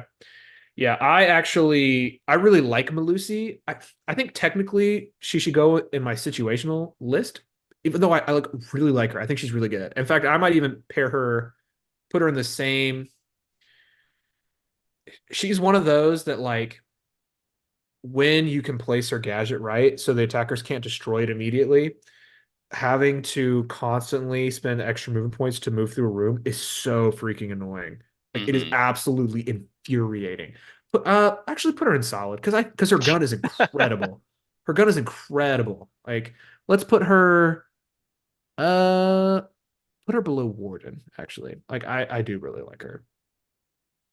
God, these games suck. There we go. Yeah. Like it's one of those where the attacker, especially if you put it in big rooms or the right rooms, the attack you put these on big maps where there's some big rooms the attackers to go around or long hallways. Those are really annoying. They'll have to like spend gadgets or frag grenades to destroy them. So you're wasting actions that way. But if they like leave them up, going like, okay, I'm moving, okay, 1, 2, 3, 4 to move 2 squares, brutal. Like like it's really rough. Like slowing them down, it is literally time wasting, which is exactly what you want with her. And her gun, look at that gun. I mean, Yeah, I see a lot of yellow. insanely consistent though. Like 4 and 3 dice, no cover Yeah. die, orange destroy. I love her. Yeah, I'm just not seeing it. That's fair. I mean, I think in certain maps that's going to be way better than others. Yeah, she may be map dependent, I will say. That's fair. Um, but because I didn't consider every single operator on every single map, I think just generalized, it's like, yeah, okay, one extra movement point. Hmm. And I mean, no, I Well, did but just I it's did I did just look at how many operators had a 5 run, and there's only mhm. 7. Yeah. So I will say that it's not just like I'm moving into this room, so I have to spend one extra move point. It's every square it's a 1, 2, then a 3, 4. Like yeah, so it is very limiting as far as movement. Like a person can if they don't sprint is going to move 2 squares with her that unless is they choose to true. sprint. So it, I I think it is very affecting if they don't waste their actions and their gadgets to destroy it. It is super annoying to be like, Hmm. okay, I want to sprint into this room, but I have to like only move 2 squares. It could be really annoying. Yeah, yeah, that's true. I mean, I put her in C, right? Yeah. Yeah, yeah. get it. Okay, this is an operator I think you'll either really love or really hate. I don't know, but it's interesting. What do you think about Oryx? Oryx is 28. Okay, so you don't like Oryx as No, much. not really. And I remember last time I played Six Siege, I think was around Oryx, and I was like, oh man, he's like a rush, like a bull rush Yeah. defender. In the video game, I always died. I'm Mhm. just like, boom, oh, okay, no one's here, and then they show up and I die. Yeah. Um, yeah, so I'm actually more curious on how you've utilized him because I haven't been able to. So he is obviously a very aggressive character, which is really fun. He's a very destructive character. He just does a bunch of orange destroy. He can do a bunch of free orange destruction. He's got one of those toggle, but he's like one of the three that has the toggle ability. But Hmm. one of the things that really opened my eyes for him is just the mere presence of him changes things because while his tactical gear is toggled, he can use blue entryway spaces, which I think is it's a pretty game defining ability. Just the risk, because that's the thing is when generally when you're attackers, you have those blue entryway spaces on the exterior of the map, Hmm. and you know you can use them and the defenders can't. And so you can stick around them and not worry about them. Just the threat of Oryx being like, I'm going to drop outside behind these safe spaces and blast you is one of the things that like suddenly you in an area outside of the map where you should feel safe, you feel dangerous. Like normally you should be cool until you get into the map, and Yeah, now you're like worried. But Oryx, just having him there, you may not even use that ability to move down a blue entry space, but just the risk. You yeah, keep one of his, even if his decoy token is up there, like the attacker has to like play completely differently on the outside of the map. So they're already on the back foot at the beginning of the game. You know, where normally you feel kind of safe on the outside and you can kind of take your time. It like can like really freak people out. yeah. So like I think he's a fun character. I think I might be like you, where sometimes I don't use him as well as Hmm. I could. So because he's one of those things where you could get really excited and you're like, oh, I'm gonna run through all these windows and soft walls and kill somebody, and then he'll immediately get killed next turn. Yeah, exactly, So exactly. you So should still I be mean, careful with him. yeah, that's kind of why where it's like I wouldn't necessarily. He's not really a character you build around Yeah. because there's not really anything to build around. I mean, Hmm. except if you want to really be an aggressive defender, maybe have an aggressive squad makes him really good. I mean, you have like Rook to give him that extra health so that he has some survivability when he is rushing around and doing some damage. Because the short range is really good, which is his whole point. Hmm. I'm actually really amazed they didn't give him a run 5. That would be nasty. That would be sick nasty, bro. So I mean, that would yeah, I know. Well, I mean, consider he as far as I can tell, he is not having to spend extra movement to go through these walls that he's blowing up. So He like really yeah, he shouldn't. he shouldn't. I don't think he is. So like even just the Yeah, because regular it says five at move no with the sprint cost. seven, like well, you're not going to sprint. So even with just a regular five move, you're able to move faster than the attacker thinks you'll be able to through walls and windows. Yeah, So and I okay, so yeah, know because he ignores the extra move. That's that little caution symbol there. So yeah, the extra movement and it even says destroys them at no cost. So yeah. yeah, he is one where if you position him right, he's gonna surprise and then just rush out there, um, and most likely be in this range Hmm. that he's kind of like Pulse, where it's like you're gonna feel good whenever you pull him off, but Yes. otherwise he's just dead weight. Yeah. For me, I'm gonna put him solidly at the top of C tier. Just because there are some maps that actually don't have blue entryway spaces. And I think if you're bringing him, you want to be able to capitalize on both of those parts of his Yeah, tactical gear. So yeah, that's I'd why I put agree him with you there. there. What about you? Um, I think it's C as well. Who's at the top of C? Mira is at the top of C for you. No, who's my C? You got Mira, Pulse, Smoke, Melusi, Warden, Maestro. Put him above Melusi. Okay, that's fair. Okay, we've got one more left, One last and that one. is our last trapper for the evening, and that is Aruni. Aruni I have at 21. Okay. Um, I'd be very interested to like look at like the categories and where like because it feels like I have like kind of the trappers all grouped up, whereas I had all the hard breachers grouped up Hmm. on my attack, and so it's just kind of preference. Um, so yeah, I mean she has reactions. She has 2 reactions. She's weirdly specific. She's very specific. Because it's literally just rooms with control, hostage, or bomb, which Yeah, uh objective rooms. Yeah. yeah, which are yeah objective rooms. And I feel like I wanted her higher, but this is just kind of where she fell as Yeah. I was ranking. I mean, giving a stun and an orange die, which a lot of times typically is just like it's usually just a yellow. Hmm. Um, Yeah, can the be orange very die is good. good. The I will orange die say is yeah. she's probably the best in control because there's always a control token in a room. Hmm. But it's funny because I personally just don't play control, so that's funny. Yeah. I For me, though, what's really tricky about her is I think she's a good operator, but her gun is so specifically long range. She's a sniper. She's the defensive She's sniper. the oh yeah, she's the only sniper. So that makes her very hard to use for me because you have to be very meticulous. One of the players we play with, Barrison, he spends a lot of time going through maps and finding tricky long angles, and he can use Aruni in ways that will scare you. He'll pull off one of the craziest angles you would never thought possible. Yeah, it's Uh, like, okay, yeah, hold on, hold. That doesn't have yeah. line of sight. Actually it So does. under the assumption that you're playing her really well, she's easily an A tier. But obviously she's finicky. Her ability is very specific, and her gun is very specific. Yeah. So I mean, because that's the thing is there's like there's no setup, there's no nothing. It's literally a reaction. so Because she's a she's going to be trapper. long range, she's most likely going to be away from everyone, but Yeah. she's also going to be isolated, so you could target her specifically. But because I mainly play bomb, because that's what most people are going to be playing, Yeah. she can just you can kind of leave the bomb objectives alone. Hmm. Uh, I mean, you're not going to completely leave them alone, but you don't have to have three people to defend it. Yeah. Yeah, like it she's one that I feel like if I played her a lot more, she could be higher. This is just Yeah. kind of where she fell. I felt like because right above her is Castle and Vigil and Hmm. Maestro. I feel like I can control them a lot easier. When you get good at using long range defenders, she's really good just for her gun alone. Yeah, Honestly, if you go watch our Chalet game, our 4 player game, Bear pulls off this, I think, range 27 shot with a Rooney and gets like a one shot through like 4 walls that's from one side of the disgusting. map to the other. It's so cool. It's so funny. But yeah, I like that with her. She's really great because we're talking about the other trappers. Like, you want to find the right time with her. If they're moving into the objective room, we're getting near probably the end of the game if things are going well. We're getting rounds Hmm. 4 or 5, which is when you want a trap like this to go off. That is very So true because most of the time, if they're running in there, they're probably gonna have some damage on them. yeah, which is what you want. Now, the way you counter this is by going into the objective room through a wall because it's specifically a door or window. So, Oh, it does, yeah. but obviously with the timer, it's hard to keep this in mind. That's the It thing. is. It So is.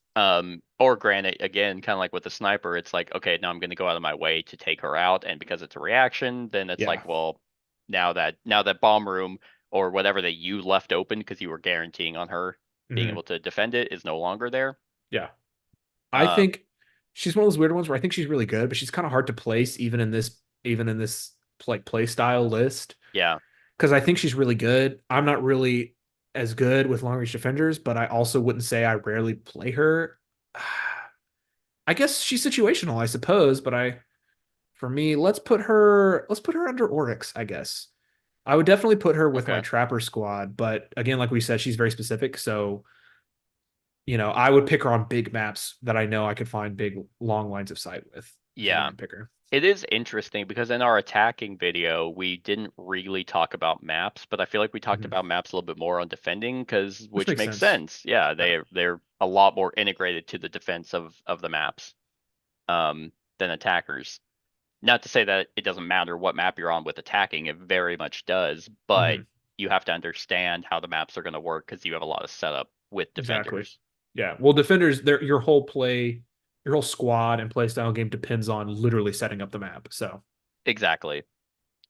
where would you put Okay. her? Because I don't have her Oh on your yeah. list. Aruni is God. Who do I have in D? Um, the Lord Chanka, Valkyrie, and Mozzie.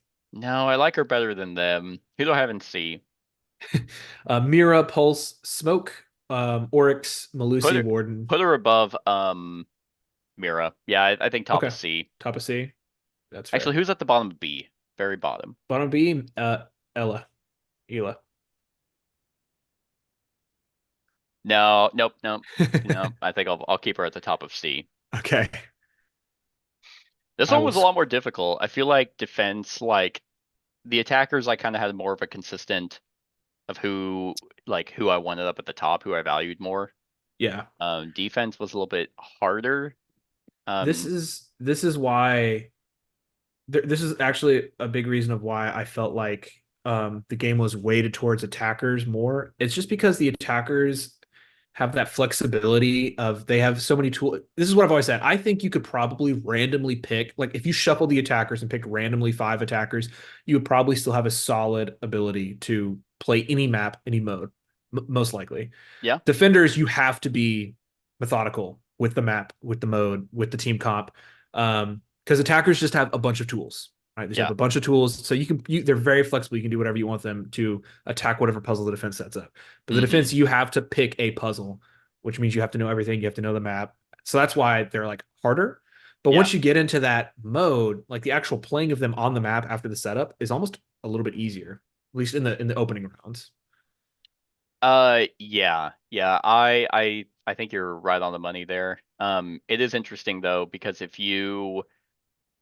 the attackers have more mistakes that they could potentially make with Mhm. that mindset. If they're like, well, it's a little bit easier to play attackers, so I'm That's very just true. gonna just play them. And then it's like, well, they didn't take a lot of things into consideration. Mhm. Even the defense, like, I don't know. I think with defense, as long as you just understand the way the game works, You're in a you're good probably spot. gonna set up a decent map. Like Yeah. it might not be optimal, but it's still gonna be you're gonna be getting stuff that are affecting the attacker. Um, As long as you're not losing people in the first round before you activate, yeah, you'll be in a fine position. Like yeah. you'll be good. Which I have had games where as the attacker I lost people in the first round, and it's like Yeah. shit. Like I don't That's know if I'm gonna be winning this.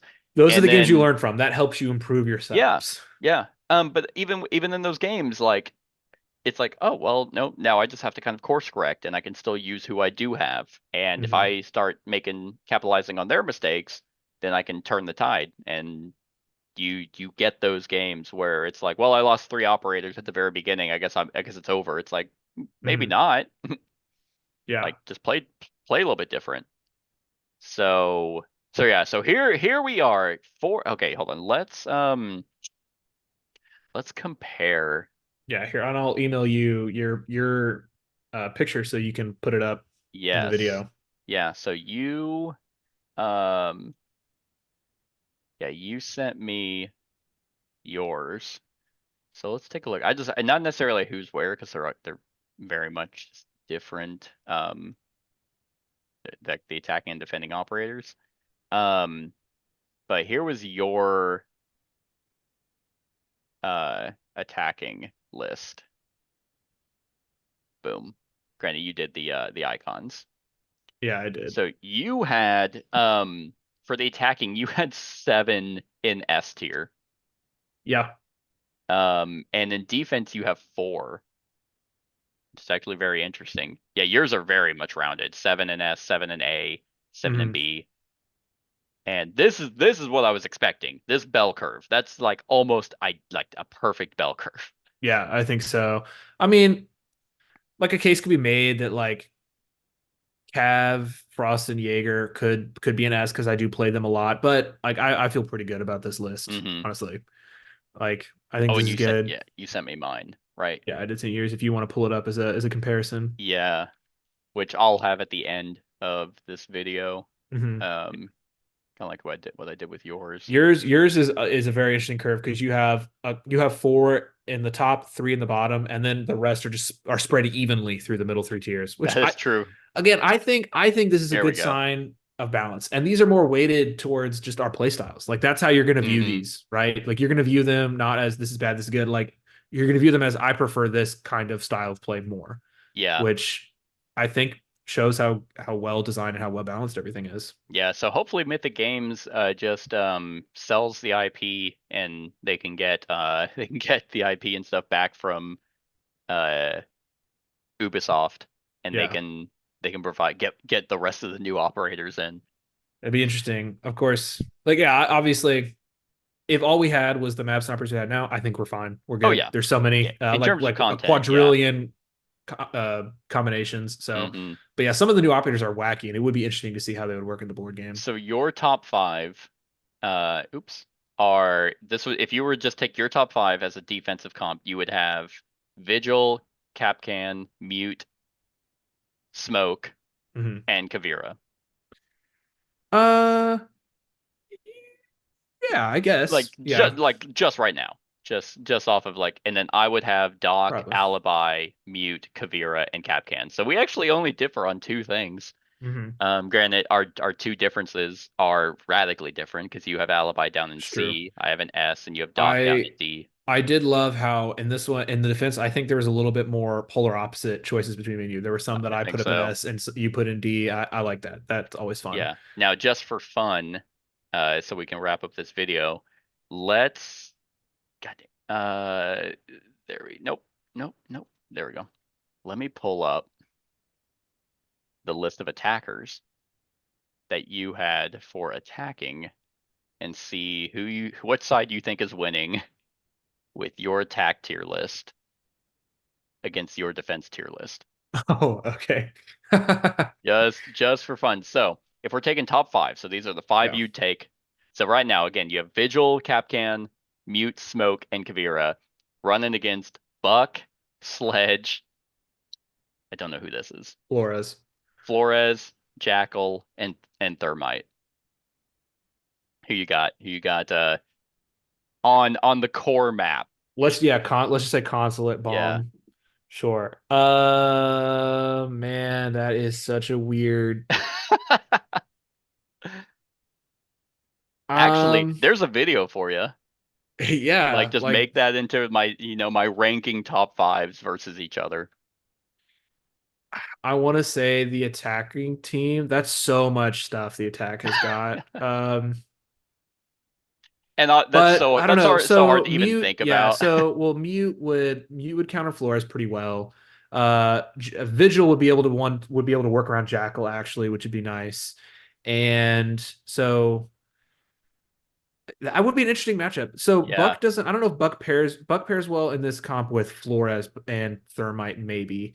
But I don't know if actually with those 5, if Buck is providing as much You have a synergy decent as he amount of could. really hard breachers, Yeah, which you don't have any defense for. Because also you have it's true. Caveira in there. But if we're pulling Caveira and Vigil, this is a pretty aggressive defense comp anyway. So I don't know if that's really Exactly. going to be much of a problem. Like we want Which Vigil and Caveira to be, they're going to be countering Jackal and they're going to be sneaking around and getting picks from upstairs and sneaking back up. That's kind of what we'd which want. again, Buck helps with. Um, like on the attacking side, so they take out Buck Hmm. to see where everyone else is at. Yeah, Yeah, it'd be interesting. I mean, that'd be a fun game. I really think so. It'd probably be a quick game too. Oh, everyone died real It'd be a quick. bloodbath. Yeah.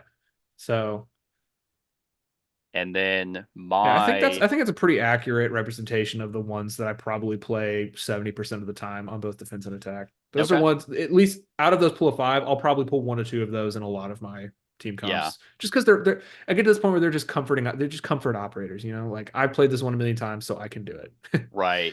And then just real quick, I have to pull up the video real quick. We can pull up my defense versus my attack. Hmm. Um, which is probably gonna actually look pretty similar, I feel like. There it is. So there's the video. Let me pause that. Let me go to the very end.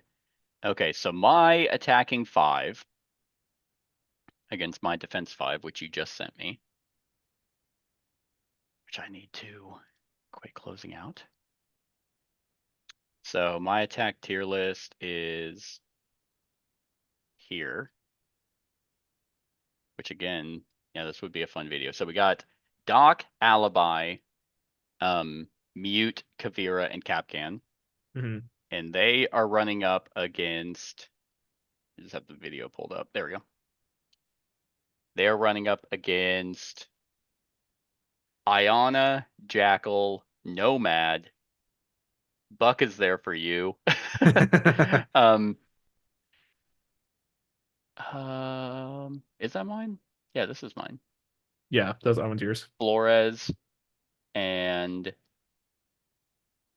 who's that? Who is that? I can't tell who that is. I think it's Thatcher. It might be, yeah. Pretty sure. Because I remember you rated him pretty high. Yeah. Oh, it's because, hold on. There we go. I was like, where the hell's Finka?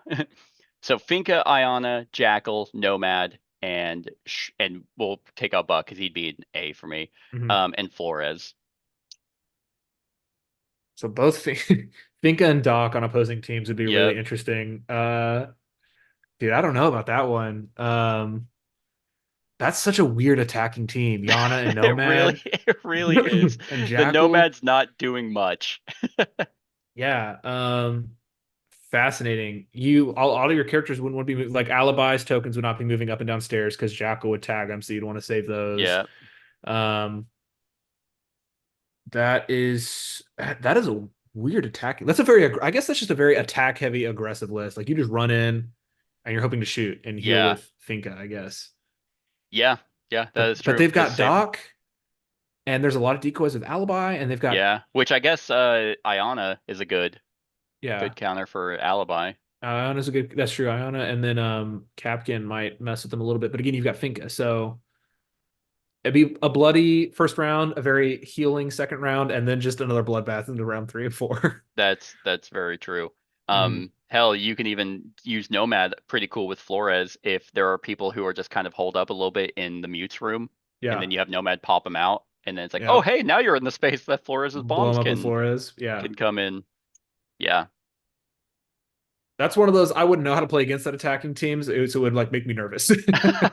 Like just because that's just a weird combination. So it's like, I don't know exactly what I do. Man, I can counter one of these guys, but I feel like if you came at me with attackers like that, I would do one of our turtle lists that we've basically been talking about, like Rook, Thunderbird, Doc. Yeah. And I don't know, just like some more tanks. Yeah, and just hole up. Yeah, and just turtle. Okay, well, this video has been long enough. There will be tags for every one of these, even though I don't know why I'm saying this at the very end. But let us know what defenders are your favorite. Let us know where we were right and where we were wrong on this tier list. And other than that, check out 115 Gaming for more 6 Siege content. Other than that, like, comment, share, and subscribe, and have a wonderful whatever time of day it is for you. See you guys.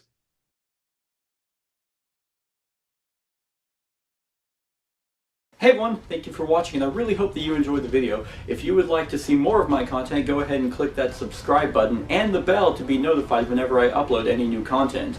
If you feel like supporting the channel, you can go ahead and click that Patreon link to be taken to my Patreon, and any help is truly appreciated. Other than that, stick around for any other run-throughs or reviews or cool top 10s or whatever I feel like putting on. Other than that, like, comment, share, and subscribe, and have a wonderful whatever time of day it is for you.